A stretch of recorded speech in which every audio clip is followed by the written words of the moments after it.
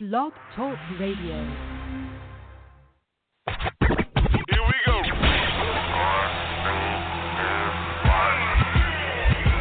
Blast off. This is True Capitalist Radio.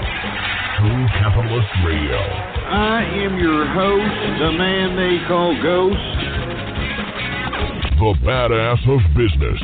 Give him capitalism or give him death. That's it. Period. Broadcasting from his Skyline office studios in beautiful downtown Austin, Texas. You sound fruitier than a box of Fruit Loops, for Christ's sake. And now, he'll take it from here. Your host, the prognosticator of prognosticators, the man they call Ghost.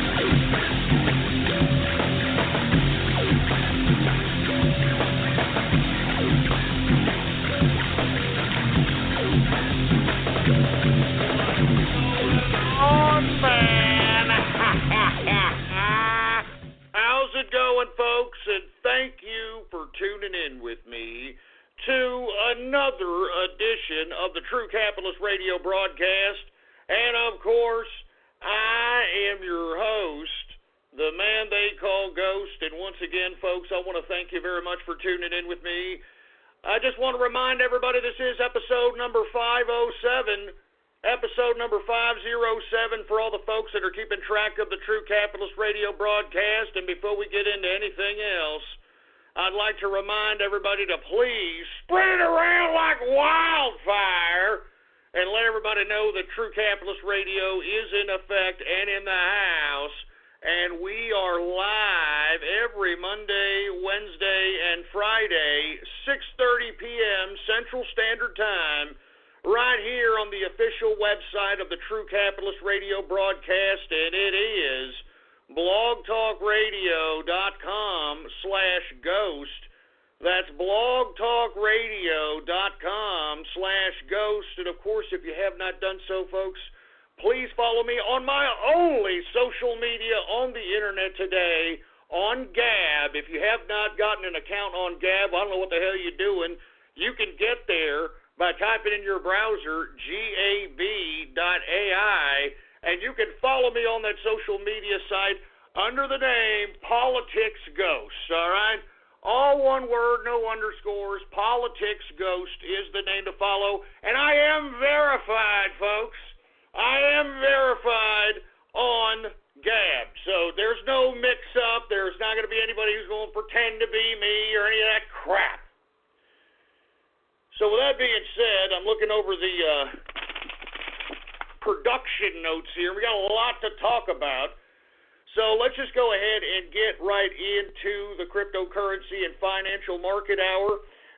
That's going to be obviously the first hour. In the second hour, we're going to talk a little bit obviously about President Trump, his trip to Asia, how he comes to he comes home from Asia for 12 days. It's been 12 days out there. Comes back home, and you got idiots filing articles of impeachment for him. You got these asshole Republicans being a bunch of jerk-offs when it comes to the tax plan and all this stuff. We're going to talk about that. We're going to talk a little bit about Roy Moore, of course, GOP versus Roy Moore, and the implications of that situation. And we're going to talk about Zimbabwe news, folks. What did I tell you about Zimbabwe? We were just talking about Zimbabwe a couple of shows ago. People at the time when I was talking about Zimbabwe, they were like, huh? Why are you even talking about this, Ghost? Well, now you know why, boy. Now you know why. We're going to talk about Saudi Arabia. We're talking a little bit about Australia, folks. Australia has legalized gay marriage, and a lot of mixed reviews of people that are listeners of the True Capitalist Radio broadcast that are from Australia. A lot of mixed views there, and if we have time, we're going to talk about other things. We're going to talk about, COP23. We're going to talk about China's gay therapy if we have enough time. So with that being said, let's go ahead and get to the financial markets hour right now. Anyway, folks, once again, we're seeing a lot of weird helter-skelter movement throughout the market, specifically within certain altcoins. And the reason is this civil war, like we were talking about in the last broadcast, Bitcoin versus Bitcoin Cash. That's why, for all those folks that didn't listen in the last time, that's why we had this big run on Bitcoin Cash, almost to $4,000, actually hitting $4,000 in some of these exchanges out here, and then crashing back down to about 1,200, 1,300 or so.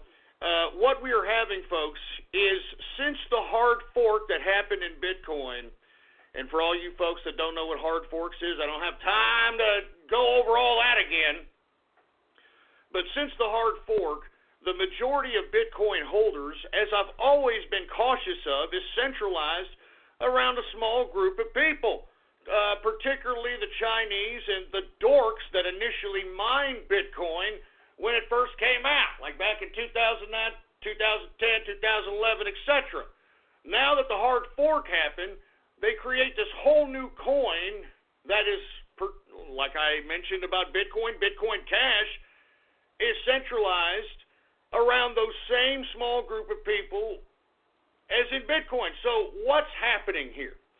You're having the individuals who have centralized control of Bitcoin trying to make a move and trying to create Bitcoin Cash as a superior coin over Bitcoin so that those centralized hands can have even that much more power over Bitcoin Cash.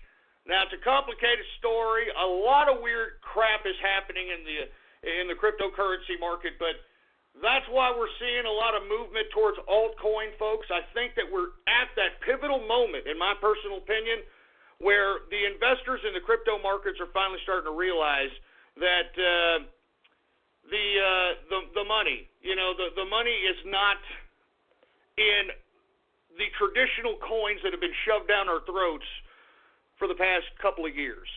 The Bitcoins and the Ethereums, and we're going to talk about Ethereum in a second.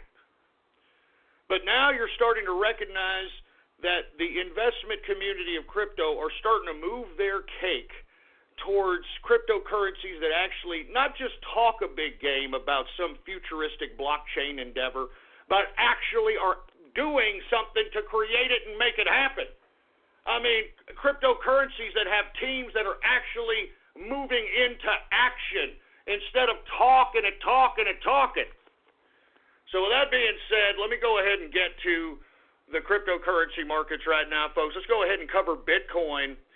Bitcoin, folks, current market capitalization is at $121 billion market capitalization.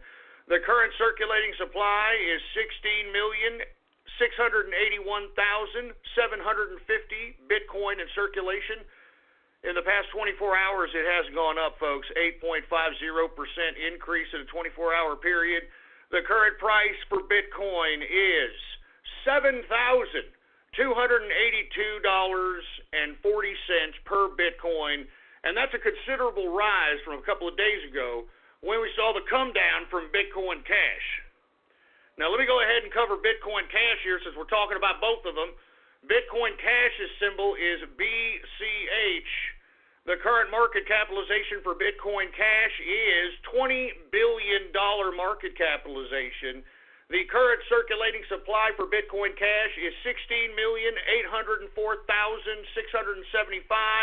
Bitcoin Cash in circulation. In the past 24 hours, it has gone down 5.11%, closing out Bitcoin Cash at a current price. I mean, it doesn't close out. It's money. It's cryptocurrency. It's money. It never sleeps. The current price of Bitcoin Cash is $1,204.08 per Bitcoin Cash crypto.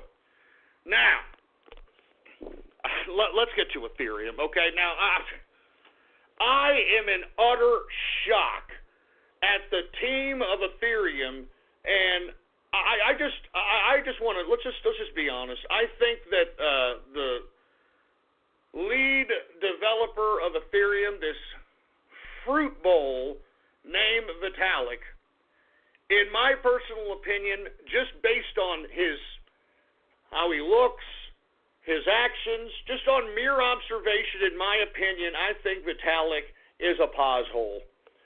I'm not joking. I think Vitalik is a pothole, and he's losing his mind. Did you hear what the lead developer of freaking Ethereum said on Twitter? I mean, at this point, there's a bunch of garbage that he said at this point, but the one that just, sticks in my goddamn craw is this fruit bowl, this pothole, actually tried to justify child pornography on people's computers. I'm not joking, folks. It's on Twitter. He tried to justify child porn. And I have no idea why in the blue hell this idiot had a hair up his ass, all right, to express this. I have no, I don't get it. I don't get it. But that's not all, folks. He didn't just stop there, all right? Another developer of the Ethereum cryptocurrency, this guy from India, what's his name? Vijay Gupta or whatever the hell his name is, some fatty that's an Indian who's a developer and a part of the damn Ethereum team, went off his rocker because for you folks that are unaware, the current social media site that I am currently with right now, Gab, is actually going to try to conduct their own ICO in an attempt for, some fundraising to raise money, etc.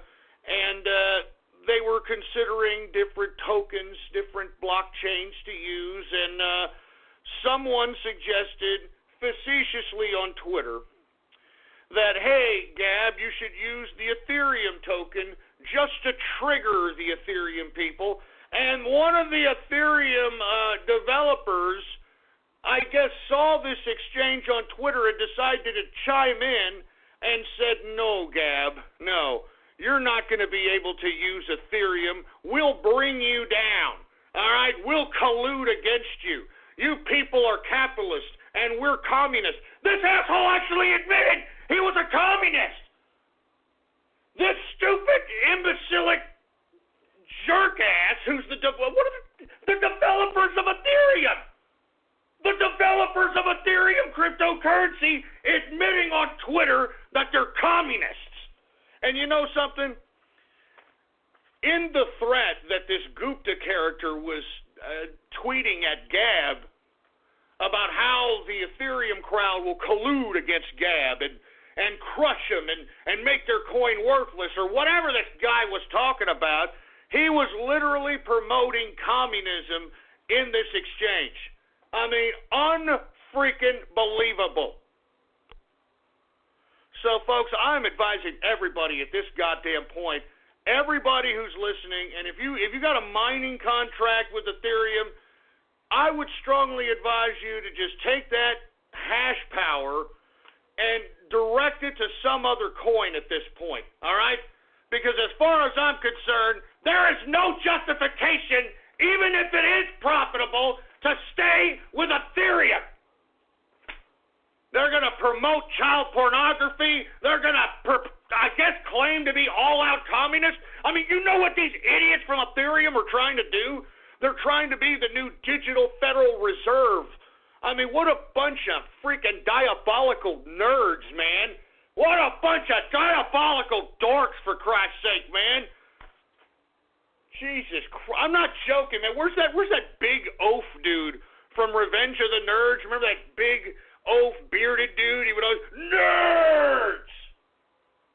Nerds! That's what I feel like saying all the time now, ever since I heard this news on Ethereum. So as far as I'm concerned, folks, sell off all your Ethereum.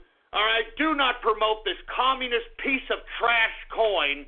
And look, I bought a goddamn Ethereum contract through Genesis. All right, man. I got a Genesis mining contract through. I got an Ethereum contract through Genesis Mining. As a matter of fact, if you happen to have or thinking about getting a mining contract through Genesis Mining, make sure to use the discount code so you can get the damn discount. You got to get a discount, baby. WEA296. WEA296. But look, I'm forwarding all the hash power that I have in my Ethereum mining contract. Still got a year and a half on that. I'm mining Zcash or something. I'm forwarding that hash to something else. screw Ethereum, screw Vitalik, screw this asshole Gupta. I mean, these guys are lunatics. Hey, look, thank you, blasphemous bastard. I'm going to repost right now. Check out my Gab.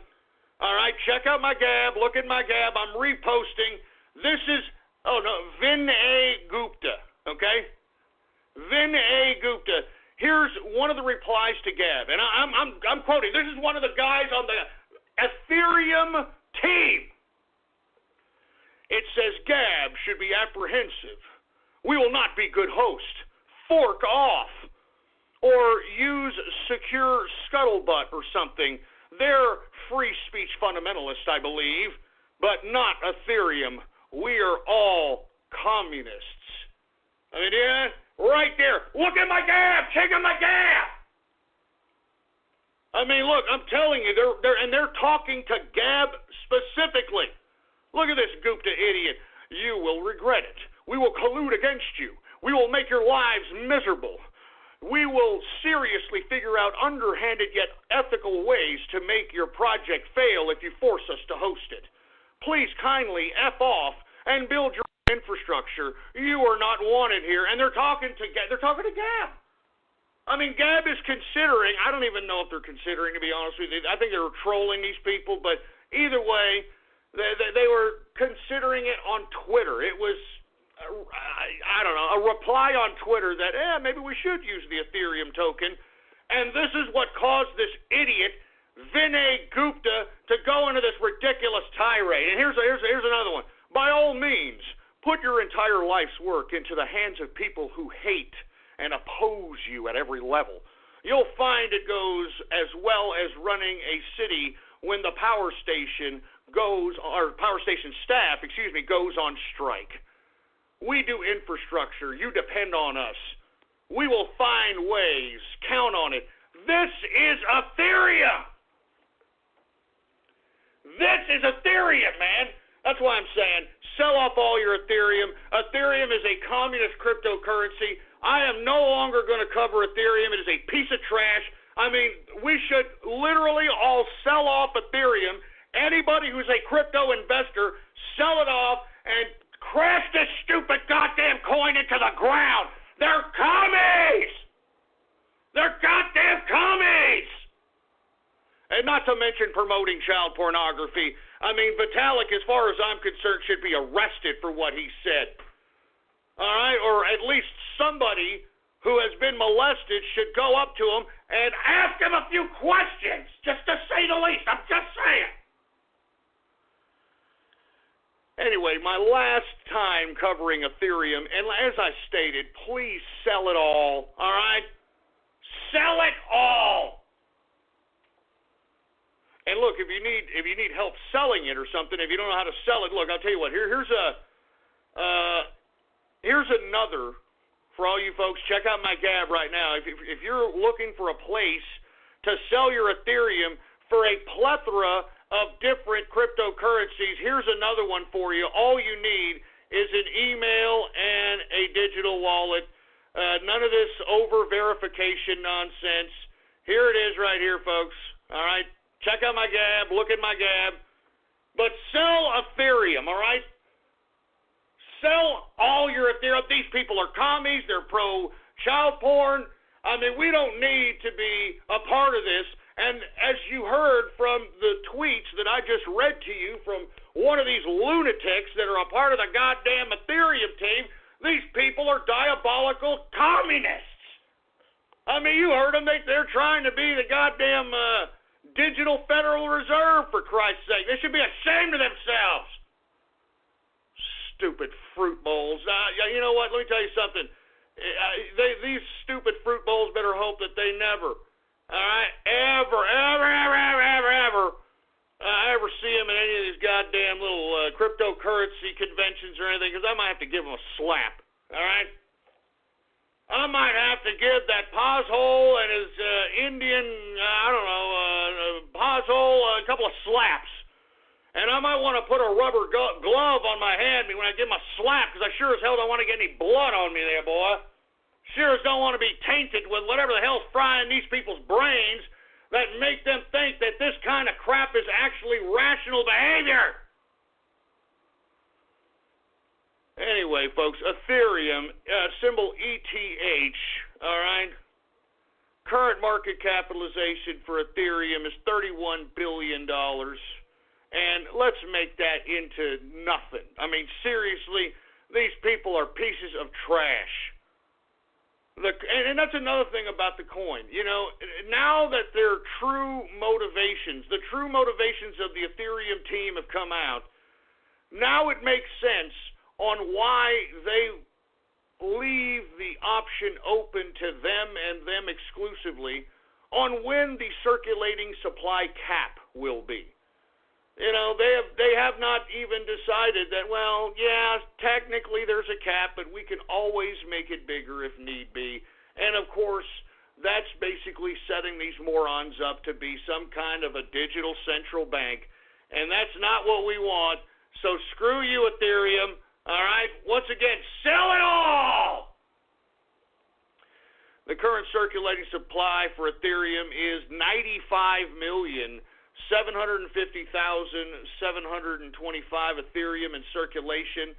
In the past 24 hours, it has gone down 1.03%, and hopefully that's the beginning of a huge drop, because let me tell you, if you're investing in the cryptocurrency markets and you're claiming to be a communist, you're an hypocritical, stupid asshole, all right? I'm not joking around. I mean, you should have dead Lenin, dead Vladimir Lenin, which is laying in catatonic state right now in Russia. You need to have a dead Lenin's head shoved up your ass, you stupid hypocrite. Anyway, the current price of Ethereum is $333.14 per Ethereum cryptocurrency. All right, let's continue going. Let's get to Litecoin, which is a pretty stable coin, and not to mention the developers are pretty level-headed over there. Litecoin, symbol LTC, the current market capitalization for Litecoin is $3.4 billion market capitalization. The current circulating supply for Litecoin is 53,843,507 Litecoin in circulation.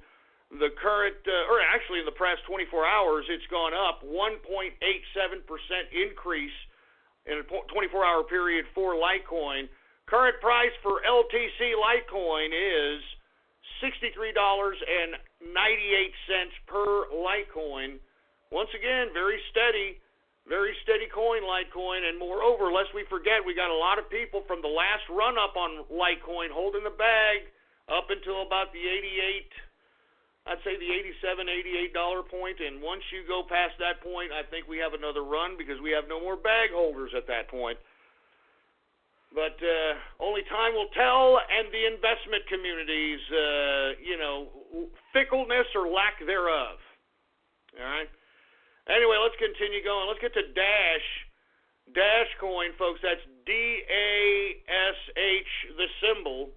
The current market capitalization for Dash is $3.2 billion market capitalization. The past 24 hours, Dash has gone down, and the reason it's gone down not considerably, but slightly, is because it's had a hell of a run, man. It's gone up 100 and change in the past week. And I've always liked Dash, folks. I mean, you've heard me. I said it's also a very stable coin, especially during downturns. Low circulation. People appreciate the transaction time, and moreover, it's been around. Probably it's one of the more older coins besides Bitcoin in the cryptocurrency market. It was once known as Darkcoin, which rebranded itself into Dashcoin. So just a little FYI there. The current circulating supply for Dash is 7.6 million Dash in circulation. So it's a pretty low circulated coin. In the past 24 hours, as I stated, it's gone down slightly, 1.14% decrease in the 24-hour period. The current price for Dash coin, symbol DASH, current price is $421.65 per Dash cryptocurrency. Let's get to Monero. Monero, it's about time we start seeing a little bit of flat activity and maybe a little bit to the negative, because we've been seeing a big, huge run on Monero. And remember, folks, I don't really even like covering Monero, because why? I suspect, in my view, that the creator of the Monero coin is a freaking brony! I'm starting to get a little bit of a pattern here with these developer of these coins, and them being either potential pause holes or man-children who legitimately fawn over cartoons. Ugh. Anyway, Monero, current market capitalization for Monero is $1.8 billion market capitalization. All right, the current circulating supply for Monero is 15,357,200 Monero in circulation. In the past 24 hours, Monero has gone down 0.53%. The current price for Monero, symbol XMR, XMR the symbol, the current price, $121.22 per Monero. Now let's get to Ethereum Classic, because we've been seeing some tremendous runs on Ethereum Classic. I don't know what's up with all the classic coins. What's up with all this? What's going on? Are the classics trying to overtake the originals? I mean, is a civil war going on everywhere? That's why I'm saying, folks, right now I'm starting to see that door open up for any one of these altcoins to overtake Bitcoin's dominance. And obviously I thought that was Ethereum there for a second, but for whatever reason, these commies that run the coin are either deliberately trying to destroy themselves or are literally pause holes, and their brains are deteriorating, and they think that this type of activity makes perfect common sense. Either way, it's not going to be Ethereum after this. So, that's why people right now, you're seeing a lot of diversification in a lot of different altcoins right now. And as I've always stated, long-term investment reigns supreme, folks. Long-term investment always reigns supreme. So even if you're not into all this high-frequency trading and pattern trading and doing all this stuff, what you should do, in my personal view, folks, is, take a little bit of your portfolio and invest it in some of these coins, keep them in a very secure place, a secure computer, and just hold them. I mean, just hold them. I mean, look at all the people that held Bitcoin when it was just like 10 or 20 bucks back in 2009, 2010, man. It's $7,000 right now. Why? Because long-term investment reigns supreme. I've always said that. So anyway, let's get to Ethereum Classic, all right? Symbol ETC. All right, current market capitalization for Ethereum Classic is $1.6 billion market capitalization. The current circulating supply for Ethereum Classic is 97,479,130 Ethereum Classics in circulation. And by the way, sell these pieces of crap off too. They're related to the Ethereum team. Just sell them all off.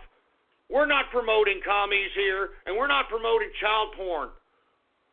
And as far as I'm concerned, anybody who still does business with Ethereum and Ethereum Classic and the Ethereum team, and anybody who buys that crap, you're condoning child pornography, man. This guy literally came out and admitted it. There's no oh, well, I think it's just all suspect because, I don't know. He never actually said it. He said it. The man, or it, or I don't know what he said it.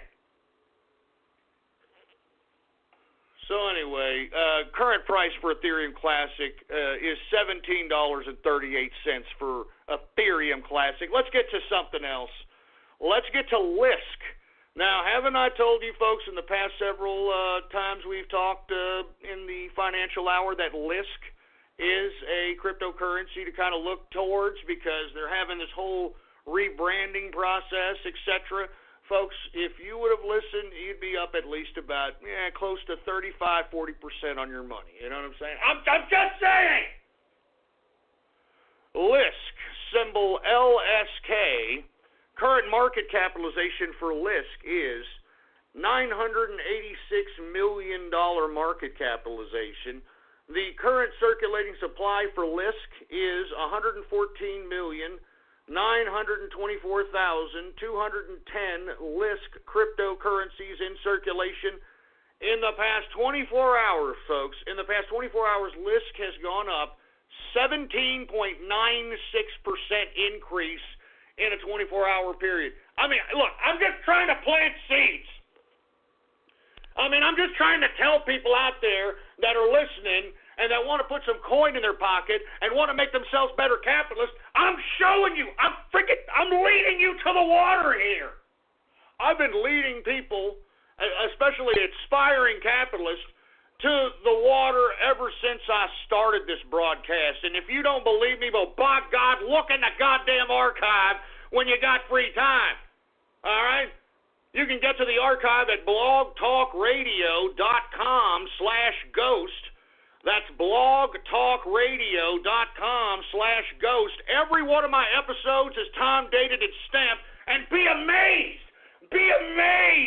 at all the prognostications yours truly has conducted in this 10-year broadcast that I have.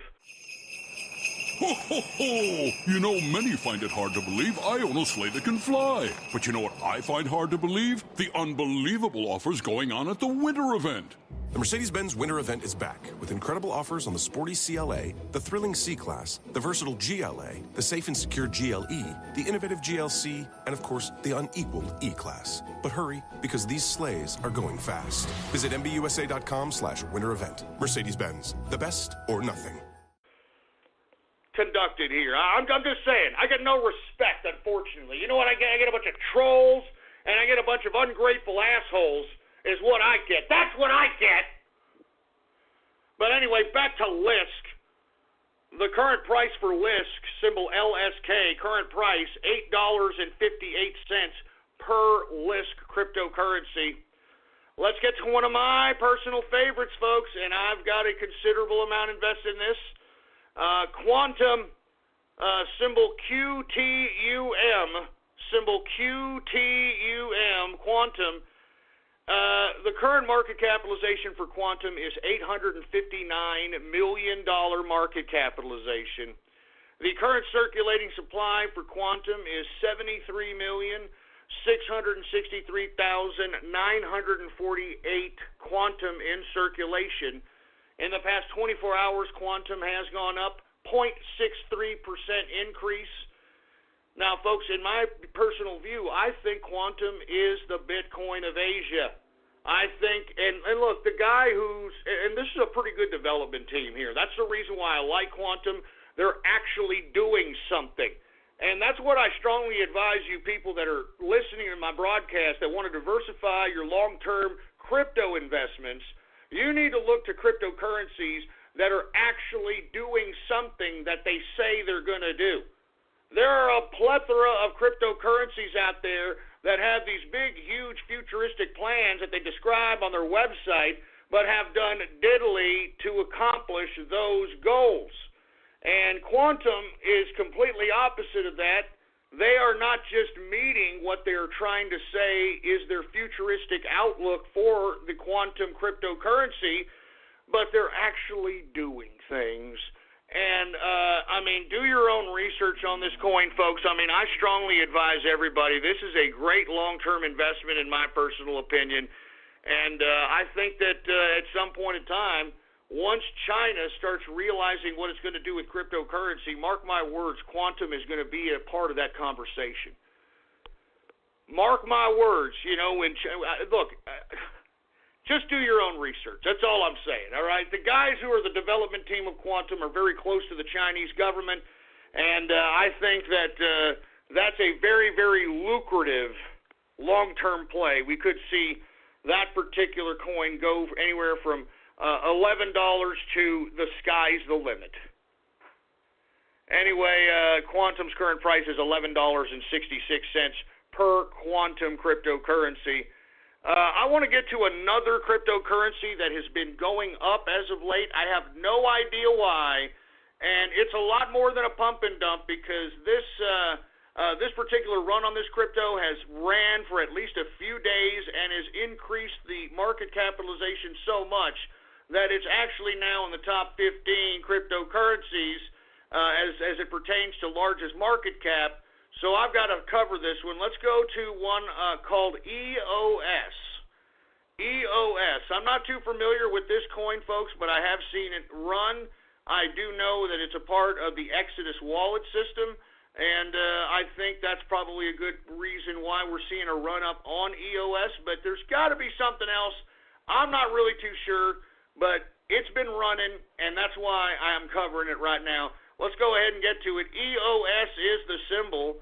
Current market capitalization is $787 million market cap. I mean, it raised, folks. EOS was like 20-something in market capitalization rank and moved up right up to 15 because of the run that's been going on this damn coin for the past 4 days, at least 4 days. The current, we said the current market cap, the current circulating supply for EOS is 478,937,466 EOS in circulation. It has gone down considerably, but folks, take a look at the chart on this.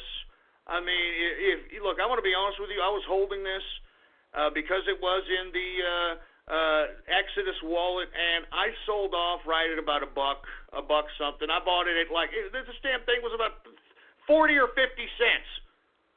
This damn thing was 40 or 50 cents. I sold off at $1, and it's like, man, I didn't know how long this run's gonna go. I don't know. You never know. This market's fickle. Anyway, in the past 24 hours, EOS has gone down 2.38%. Current price for EOS is $1.64. $1.64 for EOS. Let's go ahead and get to another one I suggested, which has moved up in the past several days, but currently running back a couple of percent today. OmnisGo, folks, symbol OMG. Let's go ahead and get to that one. OmnisGo, OMG, current market capitalization is $779 million market capitalization. The current circulating supply for OMG is 102,042,552 OMG in circulation. In the past 24 hours, it has gone down 2.16%, but it has ran at least over double digits in the past several days. When I was telling everybody to look at this one because I heard chatter within the cryptocurrency underground, I believe OmnisGo was at about $5 and change. It's gone as high as about $8, but the current price right now, $7.64 per cryptocurrency of OmnisGo. Let's go ahead and get to Zcash, another favorite of mine because of the low circulation and it's got some legitimate money backing it. Got JP Morgan, got Wall Street in this involved in this cryptocurrency. Let's go ahead and get to Zcash, symbol ZEC, and as a matter of fact, you can actually get yourself a Zcash mining contract while they're still available at GenesisMining.com. That's Genesis-mining.com. All right, Genesis-mining.com, and I mean they're almost sold out of all these mining contracts, but I think they still, obviously they have Zcash. I think they still have Monero, and I don't know about Ethereum. Forget about Ethereum, but Monero, Zcash, those are pretty good lucrative mining contracts at this point, especially the run that Monero's come on. And if you want my personal opinion, I don't think that we've seen the last of Zcash. I think that Zcash has still got plenty to run. I think that we could see Zcash at $1,000. I don't think that's out of the question at all. Given the current circulating supply, given the team, given the money that's backing it up, there's a lot of factors for me to like Zcash. Now, do I believe it's going to overtake the king? It's going to be the king of the castle of crypto? I'm not too sure about that, but it's definitely going to always be a part of the top 5 cryptos in my opinion. I mean, I think it's that secure. So anyway, Zcash, the current circulating supply, I've been talking about the low circulating supply right now. It's very good to mine. It's probably one of the most lucrative coins to mine right now, in my opinion. Current circulating supply is 2,628,556 Zcash in circulation. Just 2.6 million in circulation. That's why I'm saying it is ripe. It is utterly ripe for mining. And if you're going to, go check out Genesis Mining, make sure to, you got to get a discount. You want that discount at Genesis Mining, so make sure to put discount code WEA296.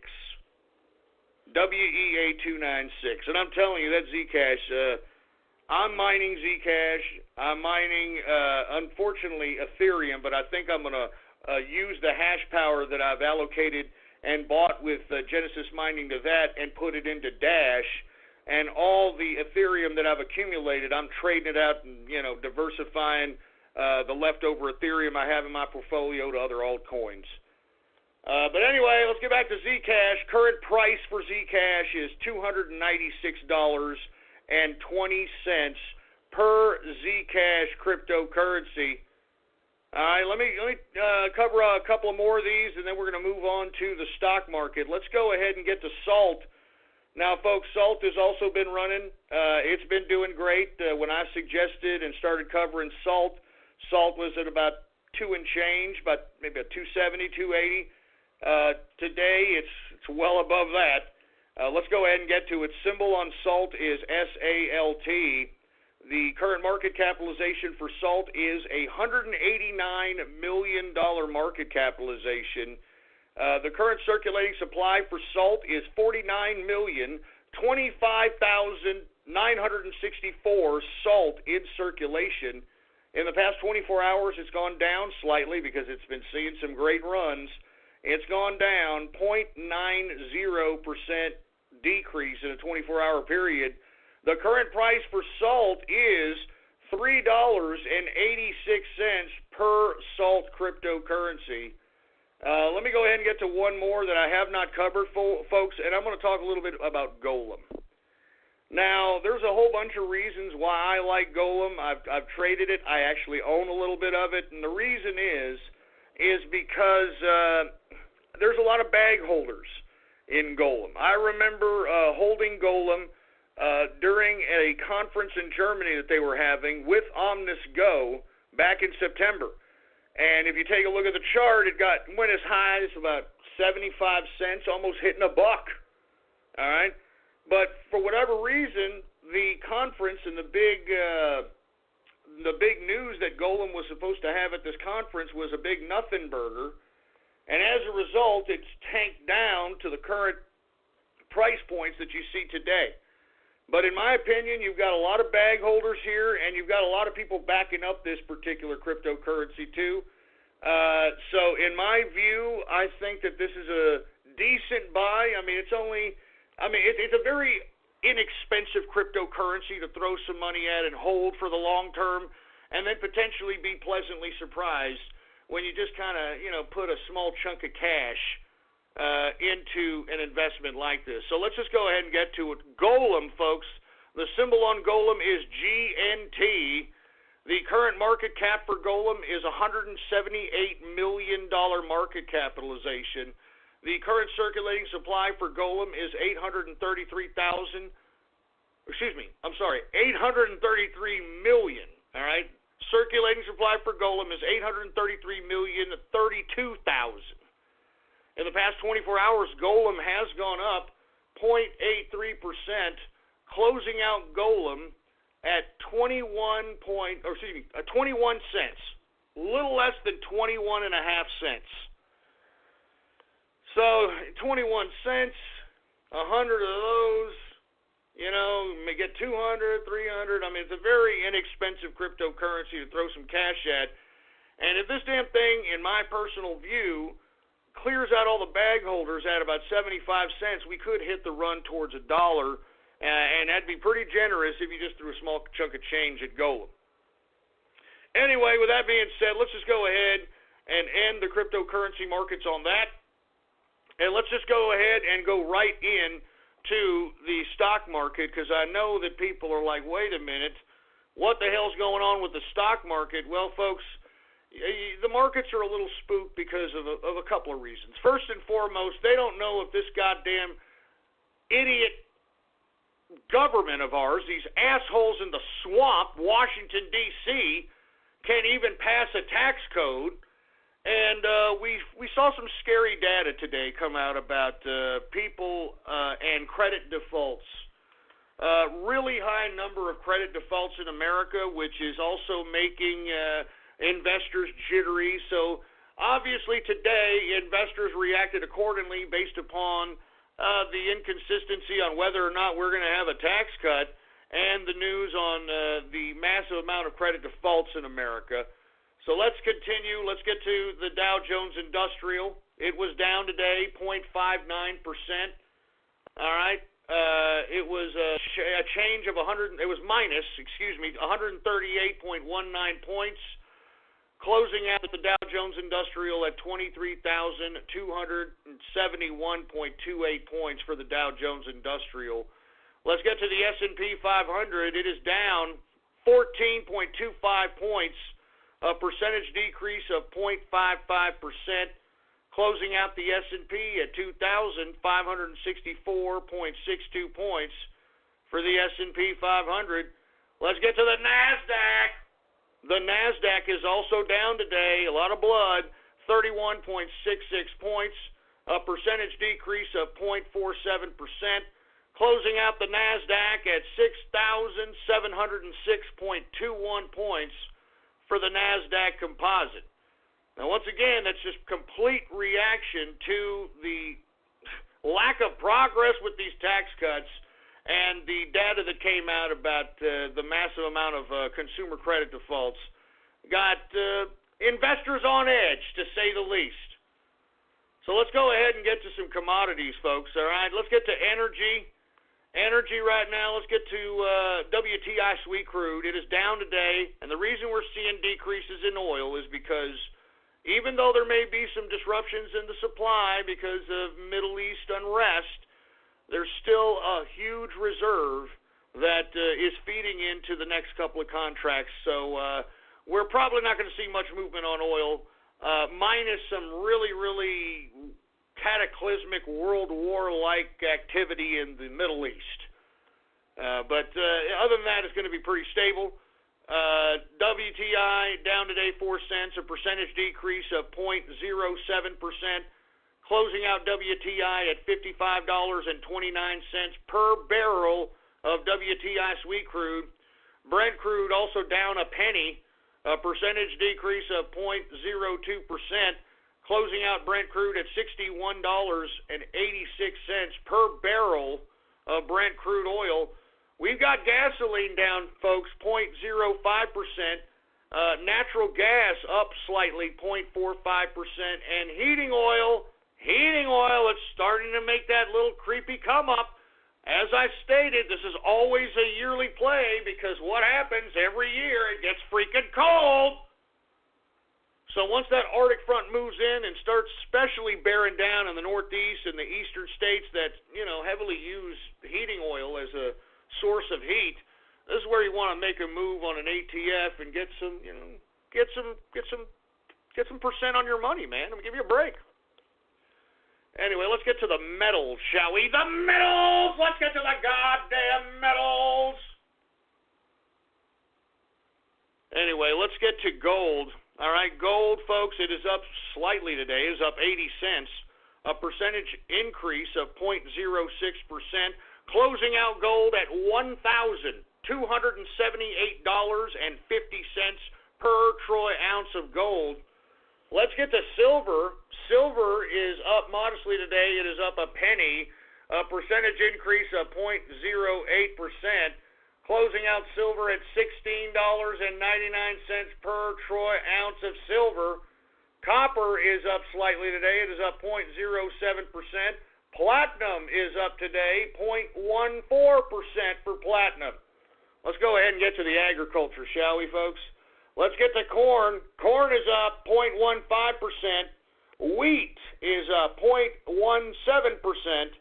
Oats are down today, 0.37%. Rough rice is down today, 0.12%.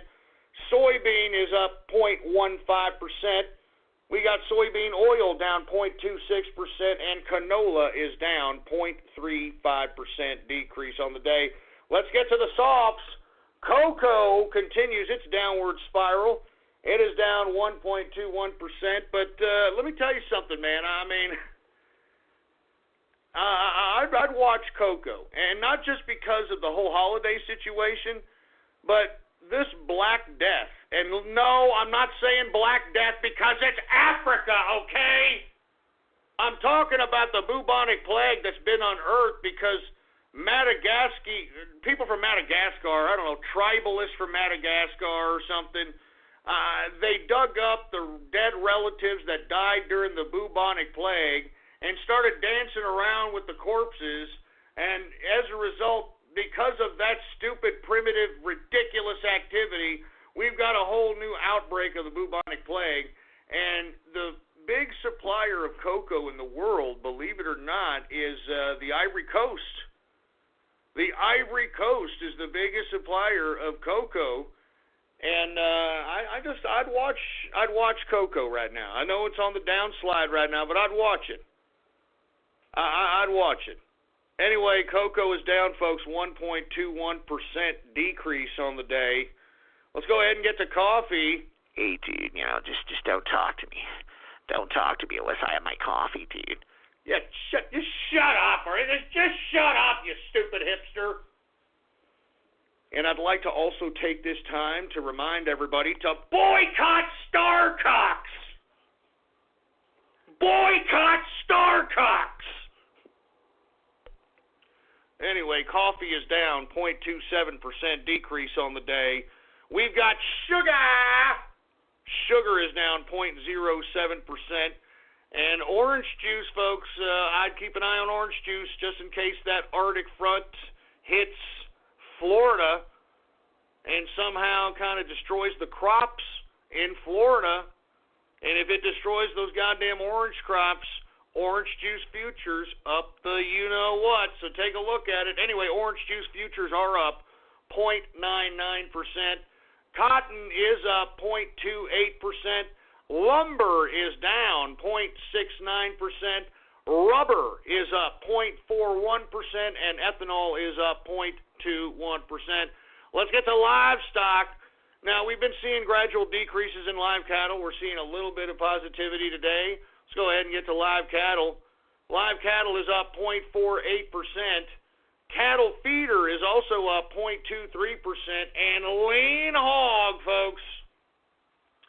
Lean hogs are down 0.07% on the day. And that, my friends, is the markets for your ass, all right? Woo! As I stated, folks, you all heard the financial hour. Sell off all your Ethereum. We will not condone and we will not promote a bunch of child porn promoting communists. You understand that? And anybody holding Ethereum is condoning, in my view, condoning child pornography and communism. So screw you, Ethereum! And screw the potholes that make Ethereum's little project team. You freaking potholes! Anyway, with that being said, let me go ahead. We're gonna get some Gab shout-outs here, but I need a beer before this happens. I need a freaking beer. Give me a beer.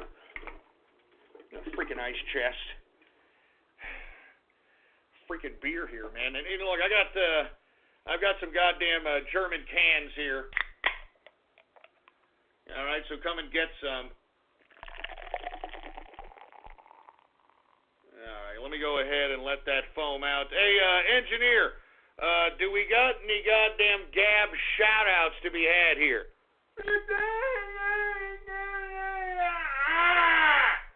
All right, now, for all you folks that don't know, if you would like a Gab shout-out, all you have to do, and you know what, instead of reposting, we're going to start with the likes. All right? You have to like True Capitalist Radio Now Live, listen in, like the post that says True Capitalist Radio Now Live, listen in. If you like that post, I will give you a Gab shout-out live right here on the broadcast, right here and now, boy. Right here and now. All right, let's see. Do we have any Gab shout-outs, engineer? All right, well, let's go ahead and get to it right now. All right, who do we got here? I can already see the trolls, for Christ's sake. Aussie's doing it down under. Yeah, that's funny. Did I nuke that? Iran's explosive butt plug. Oh, my God. You guys are... What the hell does that mean? What the hell does that mean? We got imported sloth. We've got the Phantom Thief of Hearts, whatever the hell that's supposed to mean as well. Outback Pozhole's house. Oh, man, Outback Poshole. You see, here it comes. Here it comes, boy. They're going to start making fun of the goddamn Australia and we're going to get to that at the end of the show in the third hour. Australia legalizing gay marriage, folks. So we're going to talk about that. We got Texas Slim Dome Shine. Just shut up. Jesus Christ. Death Note for Ghost. Okay, great. Death Note for Ghost. The bald host of Texas. Look, shut up about the bald crap, please. I'm not in the mood for this crap. I'm sincerely not in the mood for it, man. We got Supa in the place. We got Spark Synapse in the house. We got Josh Ward. What's going on? Who else we got? We got Ghost is an SJ double Jew. Ghost is an SJ double Jew. What the hell? What the hell is that mean? Ghost is an SJ double Jew? Man, come on, man. What the hell is that? What? I'm telling you, you assholes, you never cease to amaze me, man. I mean, and shock me, and the depravity. Ghost is an SJ double Jew. Give me a break. Give me the mic. I mean, give me a break. Anyway, we got George Steinbrenner. I don't know why. I thought you were dead. We got Lord Shekels. Who else do we have here? We got, I'm not going to say that disgusting name. We've got Children of the Corning. What the hell does that mean? We got Raiden Spacey. Raiden Spacey, asshole. Jesus Christ, man. What else do we have here? We got Roy Hoochied My Coochied. You better not be talking about Roy Moore, you son of a bitch!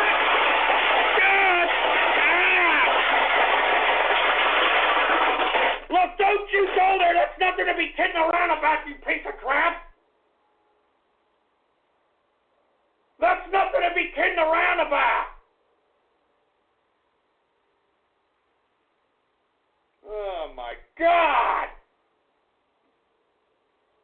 Give me the goddamn...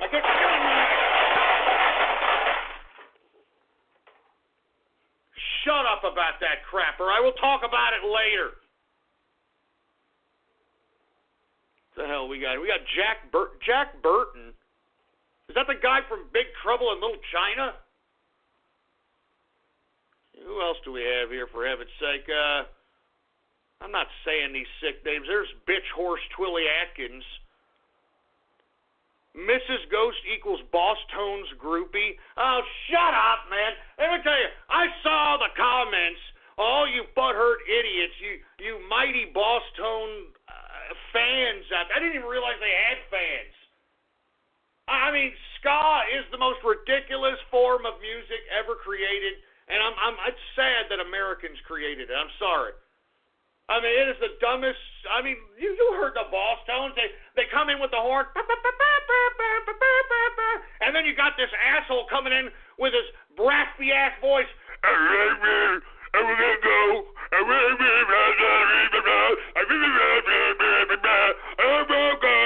mean, give me a break. Jesus Christ. Who else do we have here, for Christ's sake? We got Wake Up White People. We got Trans Australia. Did you put a pair of balls on the country of Australia, for Christ's sake? I mean, I don't even know what to say about that. I mean, they did legalize gay marriage. I don't know. We'll talk about that later, too. Ghost ruined my life. Well, you know what? Maybe it was already ruined there, boy. All right? Maybe you just suck. All right? Maybe, you should cancel yourself out and, check into the next life or something. What's going on to Donnie? What else do we have here? I'm not going to say that disgusting name. Funny posters. Bob Cornhole. Billy the Belt Boy. Hey, there's Blood Fart. I haven't seen Blood Fart in a while. What's going on to Blood Fart? Who the hell else do we have here?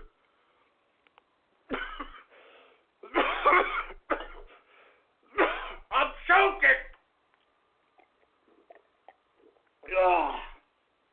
I'm choking over here. You people are pissing me off.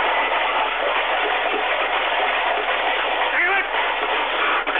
I'm freaking choking over here. I got dry throat because you people. Stop pissing me off.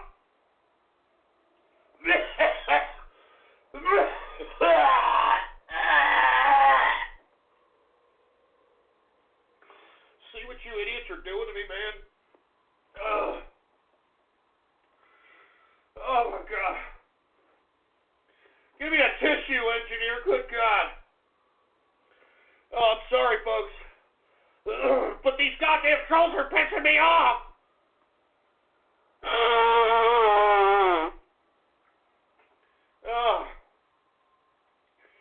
Oh, man, making my throat itchy and crap because I'm screaming so much because they're pissing me off. Ho, ho, ho! Many find it hard to believe I own a sleigh that can fly. But you know what I find hard to believe? The unbelievable offers going on at the winter event. The Mercedes-Benz Winter Event is back with incredible offers on the sporty CLA, the thrilling C-Class, the versatile GLA, the safe and secure GLE, the innovative GLC, and of course, the unequaled E-Class. But hurry, because these sleighs are going fast. Visit MBUSA.com/winter event. Mercedes-Benz, the best or nothing. Ho, ho, ho! Many find it hard to believe I own a sleigh that can fly. But you know what I find hard to believe? The unbelievable offers going on at the winter event. The Mercedes-Benz Winter Event is back with incredible offers on the sporty CLA, the thrilling C-Class, the versatile GLA, the safe and secure GLE, the innovative GLC, and of course, the unequaled E-Class. But hurry, because these sleighs are going fast. Visit MBUSA.com/winter event. Mercedes-Benz, the best or nothing. Give me the mic!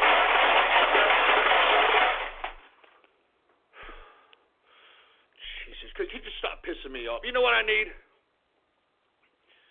Let me just calm down here for a second. God damn it, you sons of bitches, man.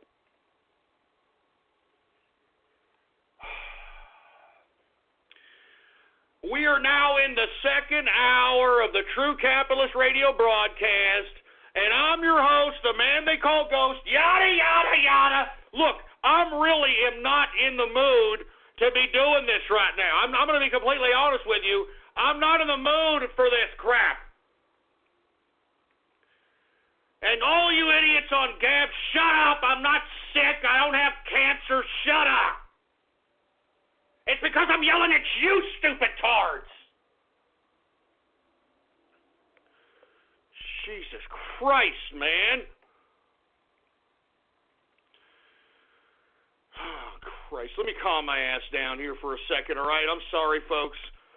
I'm sorry. If you have not done so, please follow me on Gab, all right? That's my official social media. You can get there by typing into your browser gab.ai, and I am there. You can find me under the name Politics Ghost, all one word, no underscores, Politics Ghost. And, man, I don't even want to do any more Gab shout-outs, for Christ's sake, man. But I just want to remind everybody that we still do have True Capitalist Radio merch available. All right? I'm not even joking. We've got True Capitalist Radio, beautiful, badass garb shirts, hoodies, swag, mugs. Let me go ahead. Check out my Gab. Look at my Gab. Check out my Gab. Look at my Gab. You can go ahead and click right there and get yourself some True Capitalist Radio swag, baby. You understand what I'm saying? And represent and let the world know that you're a capitalist and that you hate commies. That you hate commies. Now that we got all that out of the way, let's just take a couple of more Gab shout-outs, okay? Let's take a couple more Gab shout-outs and let's go ahead and get on with the show, all right? Jesus Christ. Anyway, let's take a couple more Gabs. We got capitalism without Jews. What the hell does that mean? What the hell is that supposed to mean? Man, you people are idiots. The Ghostonic Plague. Oh, okay, that's great. That's just fresh. The Texas Walmarters. The Texas Walmarters. Damn it! Son of a bitch! I don't know how many times I've told you sorry sacks of crap. Don't you dare! Don't you goddamn dare ever make fun of the Texas Martyrs. Don't you ever make fun of the Texas Martyrs, boy! You son of a bitch! Don't you dare! Give me the mic! Don't you dare! Don't you dare make fun of the Texas Martyrs. Do you understand me? Do you understand me? And if you think you can make fun of the Texas Martyrs, come on down here, you son of a bitch. Come on down to Texas and run your gator out here about the Texas Martyrs and see if your ass doesn't get your ass beaten to dog meat, you son of a bitch. Let me tell you something. You come down here to Texas and talk about the Texas Martyr, we'll freaking shove a goddamn cowboy boot so far up your ass, you'll be shitting fucking snake skin for the rest of your goddamn life.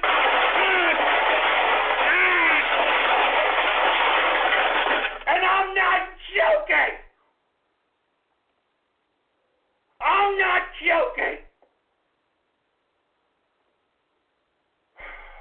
Jesus. And I got my throat's dry because I'm yelling at you pricks. Give me some more beer, man. My throat's dry, for Christ's sake.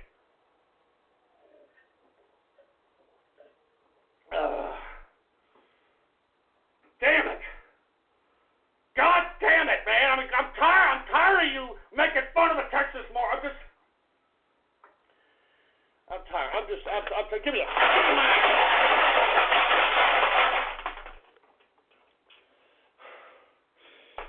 I'm tired of this, man. I'm tired. I mean, I give you hours of my life, morons. Don't you understand that? I give you all hours of my life. And this is the kind of thanks I get. That's great, man. It's just, yeah. Oh, my God. Ghost choking on Aussie sausage. You know what? Don't shove it up. Yeah, real funny. Ghost choking on Aussie sausage. Look, we're going to talk about Australia legalizing gay marriage in a minute. Shut up about it. Give me the...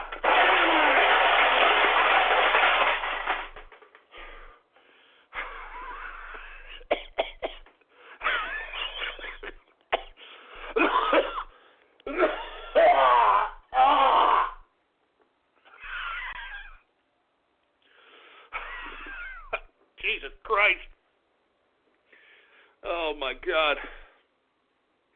I'm sorry, folks, man. I'm just... These freaking trolls online, man, they do this to me every goddamn day. Let me get a drink of beer here.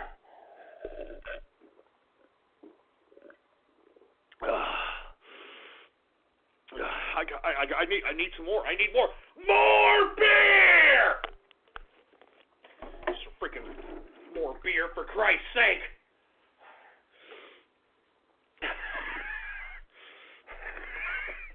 I mean, you people are driving me to drink. You people are driving me to drink, man. Damn it.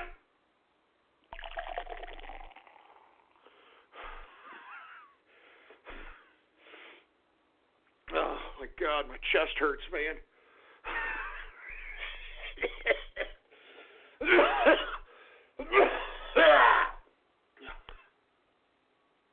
Oh, my God. Oh, Jesus Christ, my chest hurts, folks. I'm sorry. Hold on, let me get my bearings straight, all right? Let me get my bearings straight. It's these people, man. It's these people online. They have no appreciation for anything, for Christ's sake, man. They're a bunch of blue ball blowing, Cincinnati bow tie receiving, dirty Sanchez loving, pansexual Peter puffers. That's what they all are. That's what they all are. Jesus Christ, man. Oh my God, I gotta drink some more beer, man. As a matter of fact, I gotta get a shot. You know what? Give me a shot. Hey, give me a shot, all right? Give me a damn shot. I need a freaking shot, man. I mean, you people. Oh my God, my chest hurts.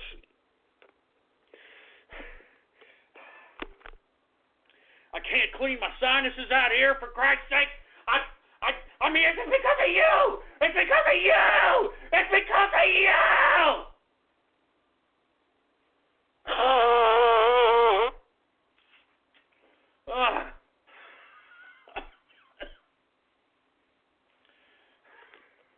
All right. Yeah, thank you, engineer. Thank you very much, man. All right, I'm taking a shot here, man. And look, I'm sorry, folks. Some of you people, you actually listen to the broadcast because you actually want the straight political dope. You actually want substance. You want knowledge. You want prognostications. And we have to sit here and we got to put up with this internet malarkey.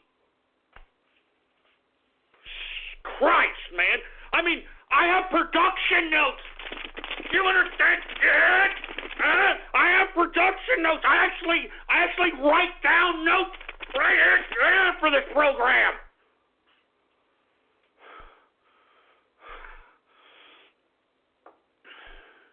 I want to say cheers to the folks that are out there that actually care about this broadcast, man. That actually, come to this broadcast for actual substance, man. That are not a bunch of man children and pickle Rick loving assholes, man. Cheers to the capitalist army. And cheers to all the capitalists, all right? Throughout the world! Cheers, baby. Cheers, all right. Oh, yeah. Yeah. That's what I needed right there, boy. Some of Grandpa's old cough medicine. Yeah! I mean, after that shot, I feel like Jesse the Body Ventura, for Christ's sake, you know? Hi, I'm Jesse the Body Ventura, and I want you to know that I am now taking over the show for Ghost. I'm Jesse the Body Ventura. Shut up! All right. You know what?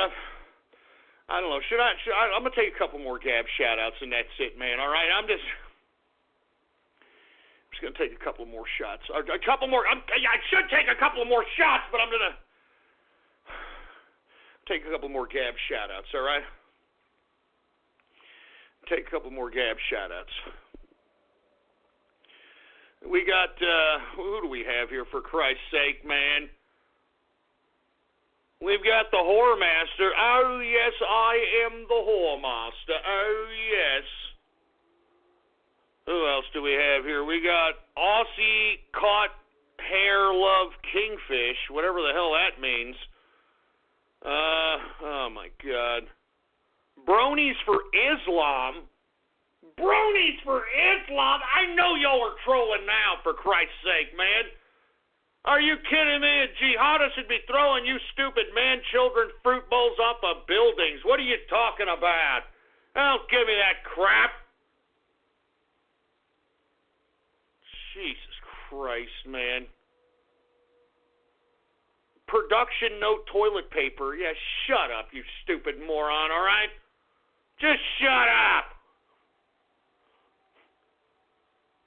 I mean, I'm going to take a couple more and that's it, man. We've got to move on with this broadcast. You people are starting to piss me off, and I don't even think you deserve this type of interaction if you want my personal opinion, boy. We got James West in the house. We got, shut up about the Pickle Rick idiot crap, all right? Shut up. I'm tired of you dumb Rick and Morty idiots. You people are retarded. You know what? On that Pickle Rick, I'm not, that's it. No more Gab shout-outs. That's it. You can thank the Pickle Rick asshole for that. You stupid Rick and Morty idiots. I'm Pickle Rick! I'm Pickle Rick! Rick! Stupid, idiotic, man-child crap. Man, after that, I don't even want to do the broadcast. I actually just want to end the damn broadcast. All right, and call it an evening, and then, sip on some beers and go outside and smoke a cigar. Seriously, man. I'm in a bad freaking mood. But, let's just clear our heads. Let me, I already took a shot. Let me get some more beer here.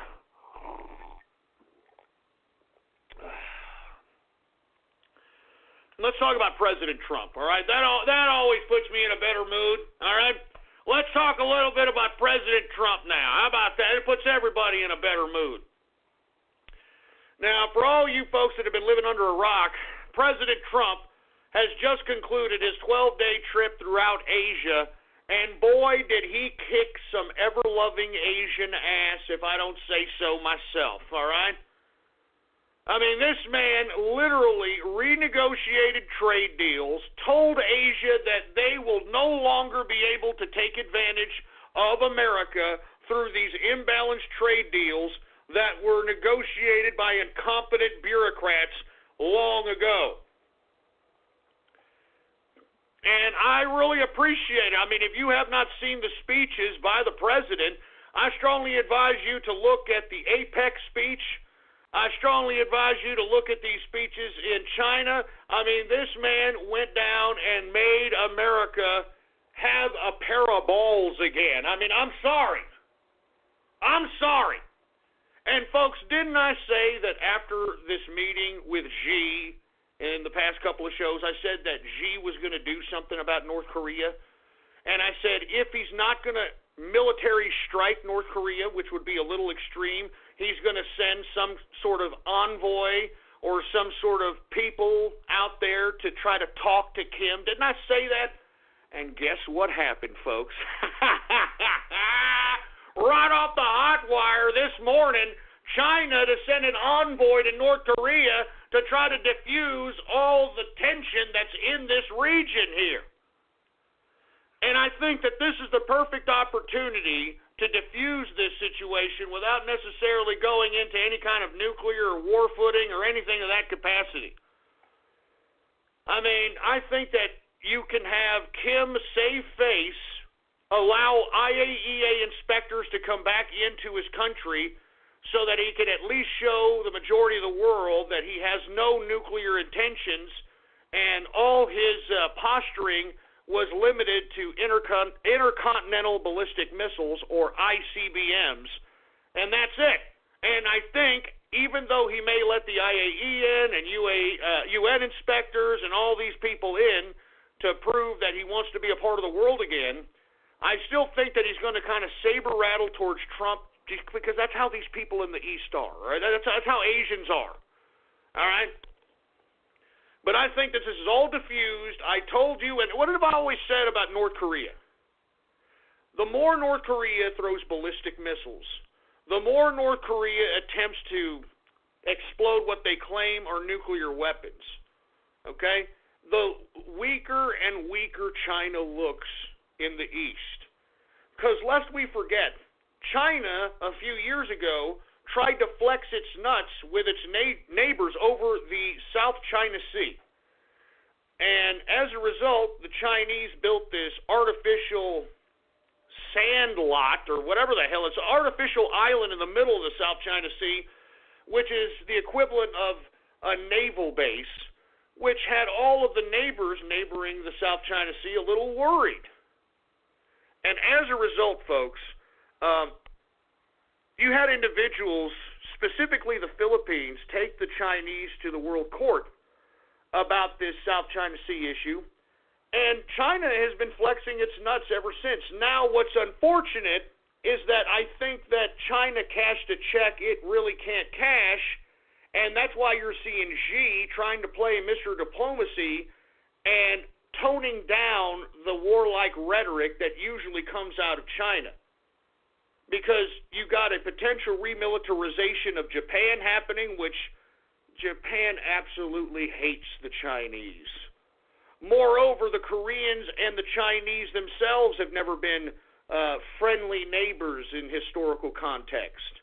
Vietnam, not very kind, or not very, they don't really care too much for the Chinese. I mean, in essence, throughout its saber rattling throughout the past 8 years, China's found itself in a precarious situation because now, not only is it just surrounded by a bunch of hostile Asian powers who historically hate China, but now you've got China surrounded by nuclear powers. And I've talked about this before. That's why you're having China step back with all this saber rattling and trying to be Mr. Diplomacy. I mean, I never thought I'd ever see the day that China would bow down to India. I mean, when I saw China bow down to India at the BRIC summit, that just proved that China is a paper tiger. And let's be honest, China now, they want to keep doing business with the United States. And I said that if President Trump goes down there and renegotiates the $550 billion deficit that we have with China on an annual basis, and if he's able to take off $250 billion of that, that would be a shot in the arm in the American economy. I mean, the only thing that we have left is the tax cuts. We're going to talk about that in a minute. But if the tax cuts come through, I mean, everything's golden, man. We could possibly see the prosperous capitalist bastion of America that we once saw in the 80s, if not better. If not better. So, all in all, I think that Donald Trump's Asia trip was an unbelievable success. And as I stated in the last show, I find it rather funny that these Europeans, who are supposed to be so smart and educated and sophisticated and metropolitan and all this bull crap, that they are now taking a somewhat hostile approach to the United States when Donald Trump said the same thing to them that Donald Trump said to Asia for the past 12 days. And you notice the distinction and difference in reaction? The Europeans are acting as if Donald Trump just farted on their best suit. And meanwhile, you have the Asian community as a whole giving Trump respect. Because Asia, the entire continent of Asia, doesn't matter what group you're talking about specifically, only respects strength. And obviously in Europe, it is so cuckold, pure cuckery happening in Europe, if they see strength as like, oh no, that's vulgar. I don't want to see you have strength. I want to see you discuss things diplomatically so we can have these little powwows in these little bureaucratic chamber sessions and we get absolutely nothing done. That's what we want. I mean, I can't believe that the Asians are outclassing the Europeans on the world stage today. I hate to say it. I mean, the Asians were told the same thing by Donald Trump as the Europeans were, and the Asians were like, oh, look, I respect this man. He have a power. He a strong man. I respect him. I mean, y'all see the comparison, right? I mean, Asia's like, hey, no problem. We'll renegotiate trade deals. Let's do this. I'm all for it. We respect you, Mr. Trump. And you've got Europe, which we talked about Monday, wanting to build its own military. The European Union is going to build its own military, and they're blaming Trump for it. They're saying because Trump is no longer going to fund these stupid Euro cucks in the European Union, no longer going to fund these goddamn Euro cucks in NATO, that they're blaming Trump for the reason why the European Union has to have a European Union military. I mean, isn't this an utter joke? It's a joke! But then after being a success in Asia, Trump comes back home to what? To an utter bunch of crap is what he comes home to. He comes home, and what do you have? You've got these stupid idiots. Have you seen these stupid, dumb Democratic jerk-offs that came out today and tried to file 6 articles of impeachment against Trump, for Christ's sake? Have y'all heard about this? I mean, give me a break. These Democrats came out and introduced articles of impeachment. Now, this is all grandstanding, folks, because let's be honest, the Republicans control the Congress, and not even the mainstream Democrats want to go down this direction. Take a look at the people, though, that were out there at the podium when announcing this so-called impeachment, articles of impeachment for Trump, okay? Now, I want you all just to bear with me and answer this. Do you see a little bit of a coinkydink here? Who was up there mouthing off about impeachment for Trump? A Democrat from Illinois, of all places. And by the way, did y'all hear Chicago, the city of Chicago, just celebrated its 600th murder for the year. 600 murders for the year in Chicago. And one of its representatives, Luis Gutierrez, okay, is one of the people that was on this podium that was introducing articles of impeachment, okay? Luis Gutierrez, Illinois Democrat. Who was another guy? Adriano Espilat. I don't know, some kind of a Puerto Rican name or some crap. Who the hell knows? Who the hell cares? But Adriano Espilat is out of New York, okay? And then, of course, you have to have a parentheses involved, right? You've got a guy by the name of Stephen Cohen out of Tennessee standing at this podium, all right? And moreover, I also want to say that one guy that I can't understand why anybody voted this person into office, and I hate to say he's from Texas, this guy, I guess you can call him impeachment. So easy a caveman can do it. Al Green. Have y'all ever seen this guy, Al Green? He claims to be black, but I think that he's a throwback in Neanderthal evolution. Have you seen Al Green? He looks like those freaking cavemen on the Geico commercials. Now, the reason I brought up these people in this impeachment articles that were introduced today, haven't you noticed that this is pure race baiting? Pure race baiting by the Democrats here. Luis Gutierrez, I mean, did you hear him? He can't even speak proper English, for Christ's sake. You know, President Trump, he doesn't know he did this and did that. President Trump, we need to impeach him.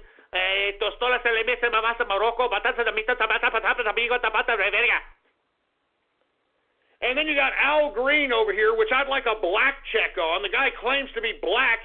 Like I said, I think he's a throwback in evolution. Like, yeah, man, Donald Trump, you need to be thrown out, man. You know what I'm saying? You need to throw it out of here, man. And by the way, let me go ahead, look at my Gab, check out my Gab right now.